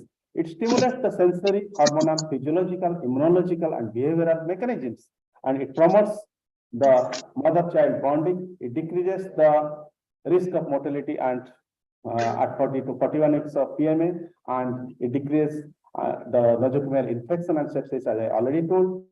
And there is reduced incidence of hypothermia, hypoglycemia, reduced length of hospital stay, and it improves the infant growth and decreases, obviously, the cost of care to the community and to the country as well by all this. So it has been shown that there is improved neurodevelopmental outcome and decreased episodes of hypoglycemia, decreased hospital readmission rate, which is very important in preterm babies, as we have seen in our clinical practice always, that anytime a baby goes home, 1.5, 1.6 kg goes home, we are always apprehensive if the baby would come back with some or other things like hypothermia, sepsis, and other issues. And importantly, these babies have been also found to have lower pain scores, which is very important in long-term neurosensory and neurodevelopmental outcome and issues. And there is other improvement in terms of oxygenation, respiratory indices also. So early KMC can be introduced in relatively stable units, and there needs to be hemodynamically stable in the first place, because a baby who is unstable hemodynamically, having hypotension, maybe having respiratory distress, is very difficult, and there should not be any recurrent apneas in the baby. And it can be, but having said all that, this baby to be stabilized on respiratory systems like baby on CPAP, NIV, or non-invasive ventilation, and also sometimes on invasive ventilation, can be given CPAP with care. If your staff is that motivated, that you can also start the babies on CPAP with central lines, with even on ventilators with an endotracheal tube in place. The babies can be given CPAP, but adequate precaution has to be taken, and the staff has to be motivated, the mothers has to be motivated, and maybe we take a consent for that. And more importantly, institutional, individual unit protocols need to be in place. So the seniors, I mean the policy decision, the policy takers in the unit, they should first realize and they should first understand and accept that this is going to be beneficial, apart from, I mean, in addition to all those ongoing respiratory care or ongoing ventilation and everything else going on, still this will be an additional benefit to the baby. So the policymakers of the institution should also believe in that and adhere to that, so that institutional protocol can be developed. So what are the bottlenecks? Why it is not being implemented, or what are the bottlenecks? Why it is not happening? So maybe sometimes, like, you get the baby from a different institution referred, and the baby is not well, the mother is not there with the baby, so mother and baby are already separated. That can be a natural cause. And obviously lack of confidence in the mother has not been counseled about it. Suddenly the mother developed like PPRM, pre-labor pains, delivered preterm, so she doesn't really know where she is and where the baby is and how the baby is. So lack of confidence in the mother. So mother needs to be counseled, and the family needs to be counseled in that respect. And Also, a lack of privacy, lack of space, that is again another important point why it is cannot be implemented. And again, as I already told, lack of protocols. There needs to be predefined protocols in the unit, institution, and so on. And staff also are many times reluctant. The staff has to be highly motivated. Your staff has to be highly motivated because they always fear the baby will get self-extubated, the center line will come out, the baby will lose CPAP. So all those things, they are reluctant because of that. So they have to be again motivated for that, for this to allay their anxieties and fears about this. So usually KMC is introduced after 7 to 10 days, and early KMC, we know that it prevents mortality, it improves neurodevelopmental outcome and survival. Also, it has been found in several studies, and there's been good amount of evidence is already there. So this is one of the studies which was done in by Dr. Sanjay Patole and the Pune group, Dr. Sandeep Kadam. So both Indian and Australian, they have also found that time to full enteral feeds has been their primary outcome was time to full enteral feed, and they have clearly shown that reduction in time to full enteral feeds, which is very important factor so far as the survival of the preterm and ultimate outcome is concerned.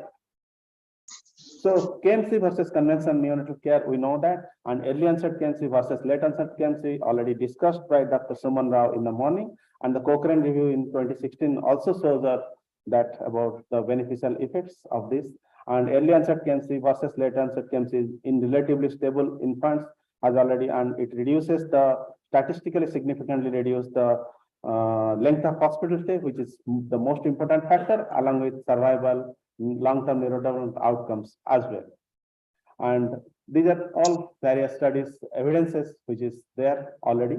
The duration of, and again, this is one of the important studies where they have shown the duration of ventilation, the duration of respiratory care is also reduced by giving KMC. That's very important. And if you introduce KMC right from day one or right from the time of birth or as soon as the baby is stable and it is feasible to give KMC practically. That is all about the benefits of KMC that should get inculcated into the policymakers first, then comes to the institution, so that the institution develops a protocol and it makes the staff motivated and the mothers counseled and the family counseled, so that it gets started and the real benefits comes. Thank you. And this is actually good for baby on the mother, but this I think not yet done in our setup because lack of motivation and all. So we should start from the antenatal period counseling so that it can help. And also now there is a respectful delivery and also we have been in our neighborhoods and all. So that part, privacy and all, we can be assured that that is not a problem. But sometimes in gynecology, they think that baby will fall and all. And that is a practical problem. So that has to be encountered. Thank you. Thank you, Dr. Anand. I have the pleasure now of introducing our next speaker and actually no introduction. And that's my namesake, Professor Sushma Nandia. She's well known to the KMC community as well as I think all over India now that she's the president-elect. Dr. Nandia is a professor and HOD of neonatology at Kalavati Children's Hospital and Lady Harvey Medical College, New Delhi. She is of course very talented and has been honored with various awards for her achievements. And she's been the editor-in-chief of Journal of Neonatology. With those few words, may I ask the scholar, Dr. Nandia, to please go ahead with your talk. And the talk is on KMC, role of KMC in breast milk feeds. Thank you.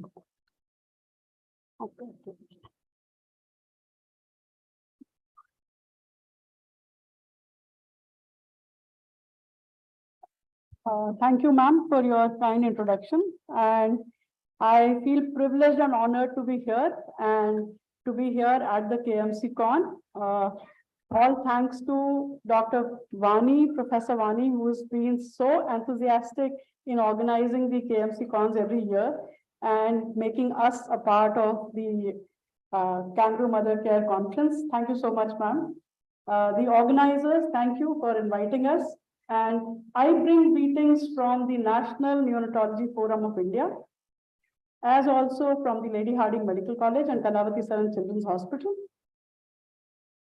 So when I was traveling from the airport to the hotel, I was alone in the cab and I just looked at all the glittering decoration around and I asked the cab driver, ये सब किस लिए सजाया हुआ है?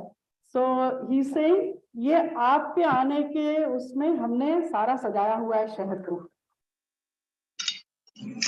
So it seems the conference, all the delegates who are here, the city has been decorated for them in addition to the hockey World Cup that is going on. So I've been assigned the task of talking on role of KMC in human milk banking, and I had to really scratch my head. I thought Madam is taking my viva. She has given me this topic. What is the role of KMC in human milk banking? So I tried to do something on it. And I've also tried to talk about what really is human milk banking. So let's first understand newborn health. And for understanding newborn health, basically, we are just a country, we are not a continent, and we contribute to 20% of the total global births.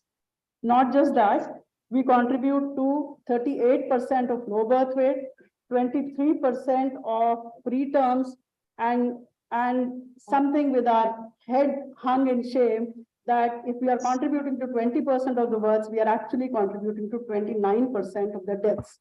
So, and then if so many babies are dying globally, with us taking a large share out of that, what is it that saves the babies? So what saves babies is breastfeeding. Breastfeeding is the most powerful intervention to prevent neonatal deaths. And when we are looking at the global numbers, what you saw as the deaths was 2.6 million deaths globally, which is 26 lakhs. And now if you look at this slide, we could save 2.3 lakhs by doing neonatal resuscitation appropriately everywhere, wherever it is required, whether it's a PHC, subcenter or home. We could save 5 lakh lives if we were to do infection prevention appropriately everywhere, in the labor room, operation theater, NICU, SNCU, all the places. I'm not saying these are not to be done. So that is the impact of these interventions. But look at the other two that I am just about to mention. Kangaroo Mother Care, 4.5 lakh, and exclusive breastfeeding, early and exclusive breastfeeding, 8.2 lakhs. These two put together bring you to half of 26 lakhs. So just these two interventions, and they both of them, all of us know, the August gathering here knows, are interlinked. What is the global and Indian perspective on breastfeeding? Look at the global. 41% of infants are fed for first 6 months. And 60% are not breastfed early enough. So in effect, 40% early initiation, 40% exclusive breastfeeding. And in India, we have been smart enough to put our map in a manner where we talk of only more than 60% as the high coverage. If we were taking more than 80%, half of the map would have looked blank. So what you see, a lot of blue is actually only more than 60% breastfeeding. So we are very poor in terms of the breastfeeding coverage. Of course, we have improved over the years. So is breast milk banking or human milk banking the answer? I'll leave that to you, but let's first explore some myths or explore some myths about breast milk banking or human milk banking. Some myths and facts that need clarification. Primary function of the milk bank is to serve as a sole provider of pasteurized donor human milk. Is that true? No, that's not true. Then is there something that we are missing out? Is there something more to it? What are the roles and responsibilities of a human milk bank? So for our country, we do not call them human milk bank. Our model is a mother-baby friendly initiative model for India. And in this, if you see the lactation support center, we call it Comprehensive Lactation Management Center. It's not called milk bank, it is CLMC. And look at the wide array of the roles and responsibilities of CLMC. So it starts from breastfeeding counseling to antenatal mothers, early initiation of breastfeeding, on-demand feeding for healthy term babies, lactation support to all mothers who require it. Kangaroo mother care is a part of this. It's already a part of that. Donor milk for mother, wherever mother's own milk is not available, and donor milk can be collected from various FRUs and level 2 centers. I'll elaborate on that a little more. So, lactation management centers are in no way intended to lessen the importance of mother's own milk or the practice of direct breastfeeding for healthy babies. It needs to be seen as a reinforcement to protect, promote, and support breastfeeding as an extension of the same to cover for babies who are not getting the benefit of their own mother's milk due to some unavoidable reasons for a very short period. It's just a bridge between from the time the baby is born to the time when the baby can be on complete breastfeeding.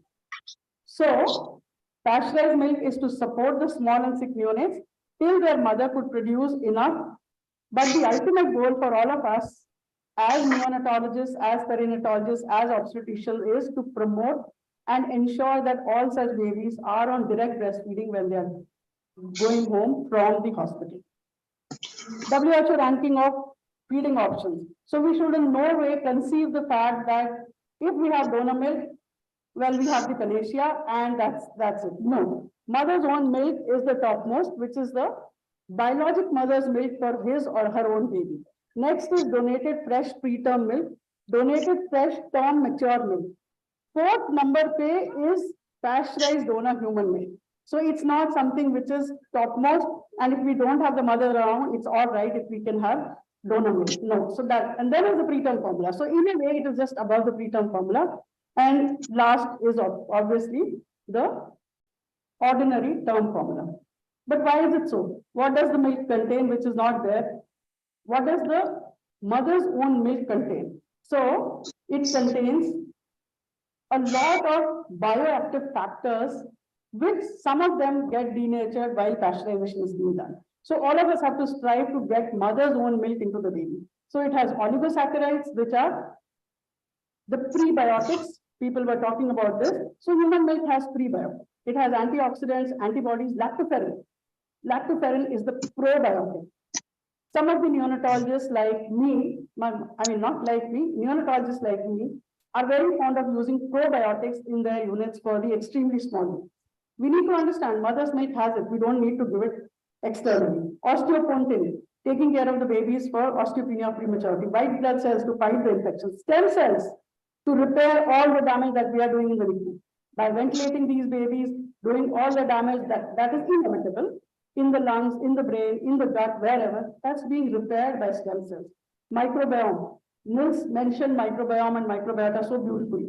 So all these factors are there, which will not remain, which are not there in formula milk, of course, but which will also not remain to the same extent in donor milk. So what is required is mother's own milk.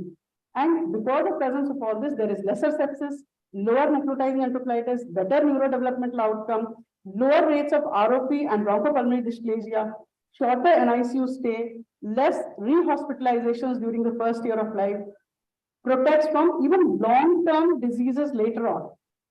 So these babies don't have as much allergies, atopy, eczema, and then ischemic heart disease, diabetes, hypertension, and so on. So those are all the reasons why we have to strive for getting mother's own milk. And our national guidelines very clearly mention, national guidelines for CLMCs, very clearly mentions how these have to be established and what are the rules. So they have to support lactation. They are lactation management centers. They are not banking centers where the milk is banked. In fact, very interestingly, when the first time we brought this concept to the Ministry of Health, one of the senior bureaucrats said, "Acha, मतलब blood bank जैसे हुआ ना, तो blood donate करते हैं, जिसको blood चाहिए मिल जाता है, ऐसे ही milk bank है." We tried to explain, no sir, it is not the same. There are some criteria to be given, some criteria. वही है, so it is like a bank which is storing things. So that is the kind of concept that is there, that yes, human milk banks are that. So for our country, what has been recommended is that we have this model where we have comprehensive lactation management centers. Can I have?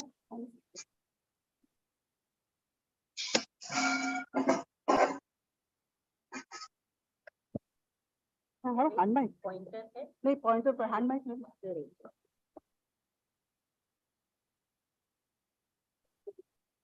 So it is like comprehensive action management centers for medical colleges, medical college NICUs and bigger district hospitals.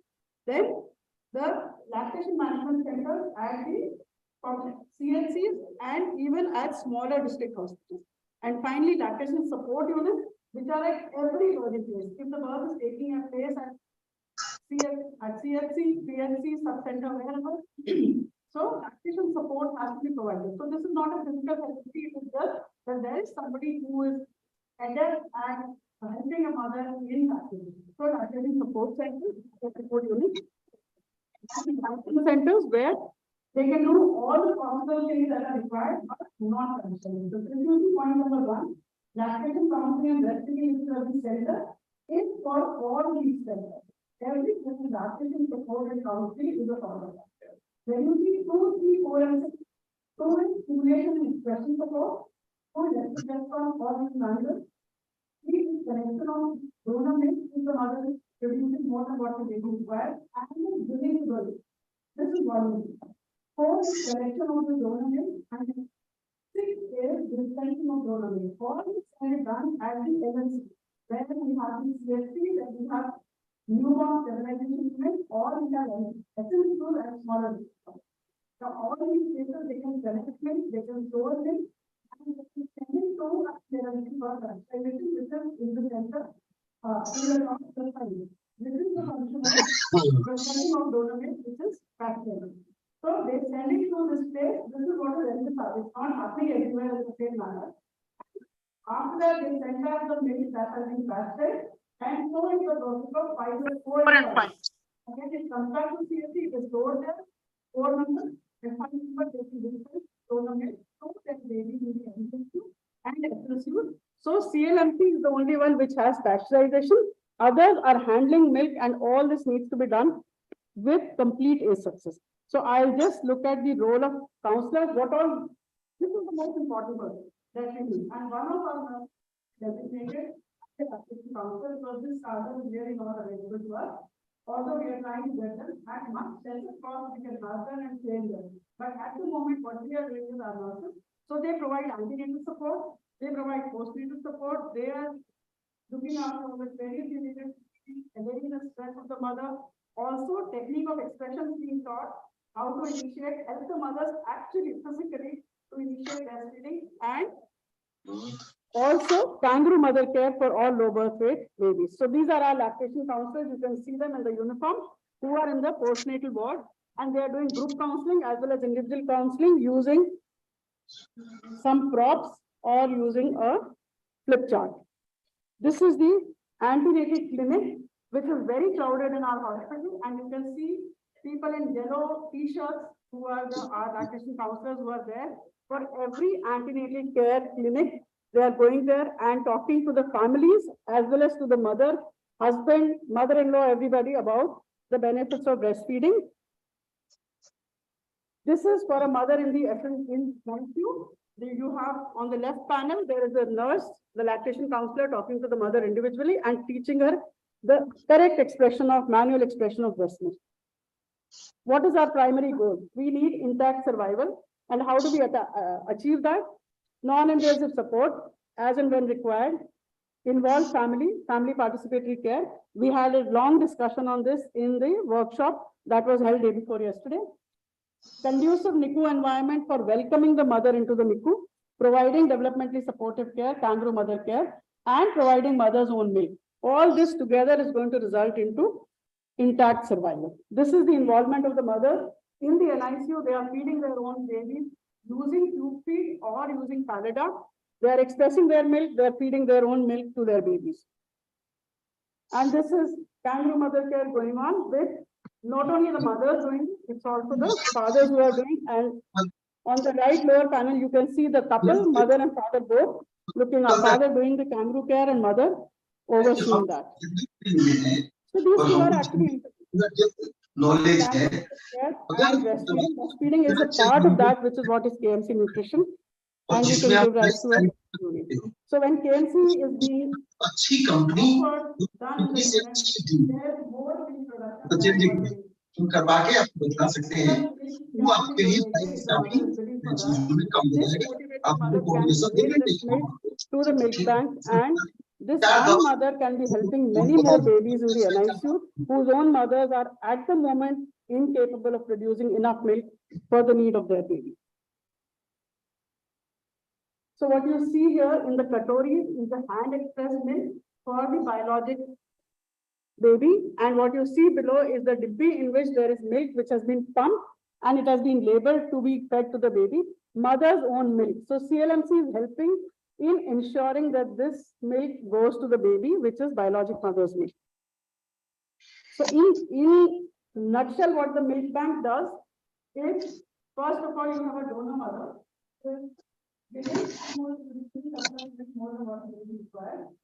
This mother comes to the milk bank. She is breastfed, she already needs for hepatitis B, hepatitis C, syphilis, and HIV. If it is not, we already, it is not happened in the first trimester, it is not done, it has to be done, or if it was done 6 months back, it needs to be done. Donor is registered, so you have full details on donor registration, so what has been indicated, when it was subscribed, and which baby is. You can backtrace, make a express, and that is from, it is now then stored in the refrigerator for the whole day. At the end of the day, it is put in a freezer which is -20. On the day of pasteurization, this is brought out, it is thawed to room temperature, it is cooled, it is pasteurized, and there is testing of the milk which is done for microbiological content pre and post pasteurization. Till the results are clear, this milk is stored in a freezer in a compartment which is not to be dispensed as yet till the milk comes out clear.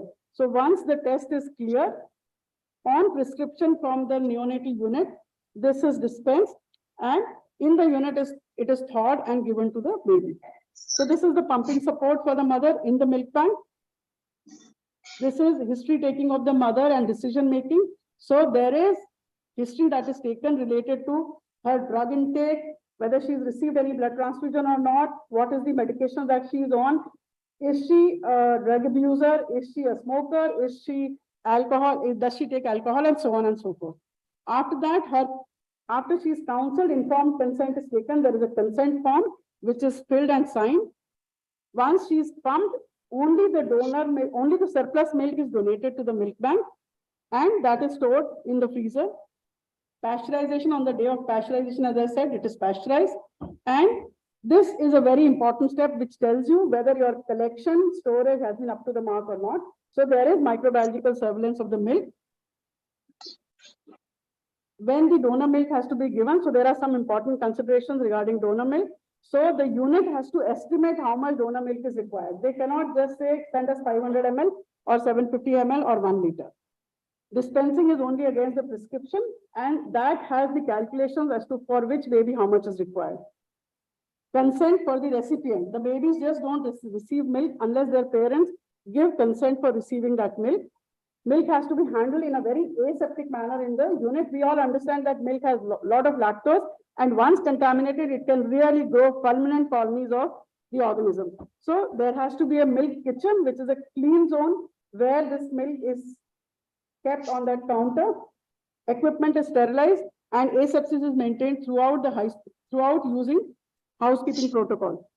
And the donor milk is dispensed on first in, first out basis, by which I mean whatever milk was brought in today will be dispensed today or tomorrow. Only then the next milk that comes, that will be brought out. So it is first in, first out basis, even in the unit, not just in the milk bank. In the milk bank also, that is how it is followed. So thawing is done. It is never thawed on a direct flame or in a microwave. It is thawed in the refrigerator from -20 to 4 degrees and at the counter at room temperature beyond that. Once it is thawed, it has to be used within 24 hours. Once it is brought out to the room temperature, within 2 hours, it has to be given to the baby. So my whole heart is into the CLMC has to promote mother's own milk. And we did this work, which was presented for the ISHMAL conference, which is International Society of Human Milk Research in Human Milk and Lactation. And this was awarded there as the best clinical paper. And what we did was just showing the establishment of CLMC on mother's own milk usage within the unit. This was also one more QI which was done and presented at the past meeting. 4 PDSU cycles were done, and you can see from 40% EDM usage to 72% during the 4 PDSU cycles. And then it was sustained over the next 9 months, and it continues to remain sustained even now. This was presented in 2018. So the work was done in 2018 until 2023. Now this is at around 80% or more. And this has been possible in part due to this closed loop communication between the CLMC and the 2 neonatal units, where they would say which mother needs support, which mother needs counseling, what is to be done. And they revert back saying that, okay, this has been done and this needs to be done, or this mother has to be sent again, or whatever. So human milk banking is not only to collect, process, or store human milk, but to serve as a welcoming hub for the mother, providing lactation and KMC support. Breast milk, every baby deserves it. Let's promote, protect, and support breastfeeding. Winston Churchill had said there is no finer investment for any community than putting milk into babies. So I'm no one to alter that. I would just like to say, so let's help lactating mothers in the best possible way, and let's help baby get mother's own milk rather than any other milk.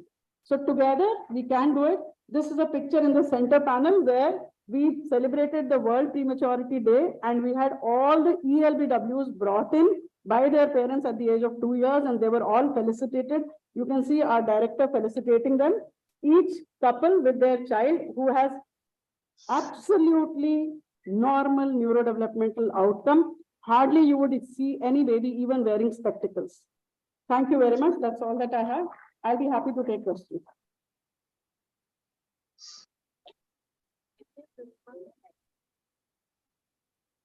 Thank you, Sushma, for that brilliant talk on emphasizing and telling us about the role of KMC and human milk banking. Of course, both go hand in hand, and KMC definitely improves the milk output. So that is very essential. I leave it open to the audience if they want to ask any questions. Thank you, ma'am. The first milk bank of Odisha is now working in PGINS and Catalogal with your consultation and all. And I am also associated with milk bank at establishing in Qatar. And that is going on, the infrastructure is ready and other things will be done. And 18 milk collecting units will be there in Odisha. So that is also going on. And KMC also is promoted, and milk banking will help in their support. Very happy to support, ma'am. Thank you so much. Thank you. Thank you, madam. Actually,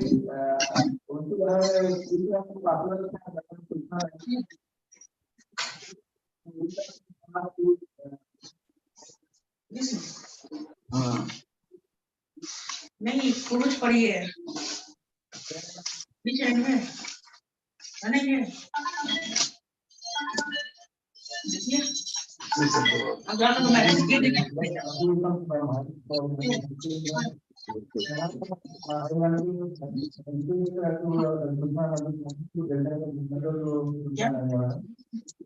and then I will request भाई तो क्या हो गया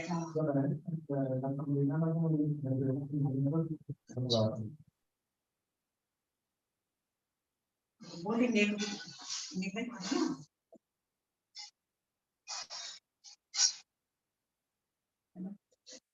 now I will request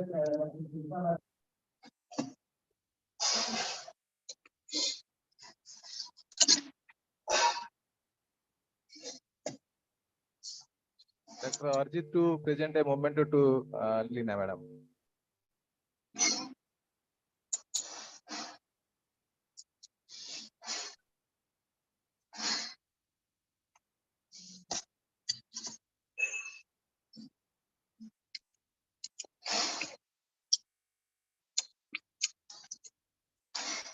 Thank you all for this wonderful session.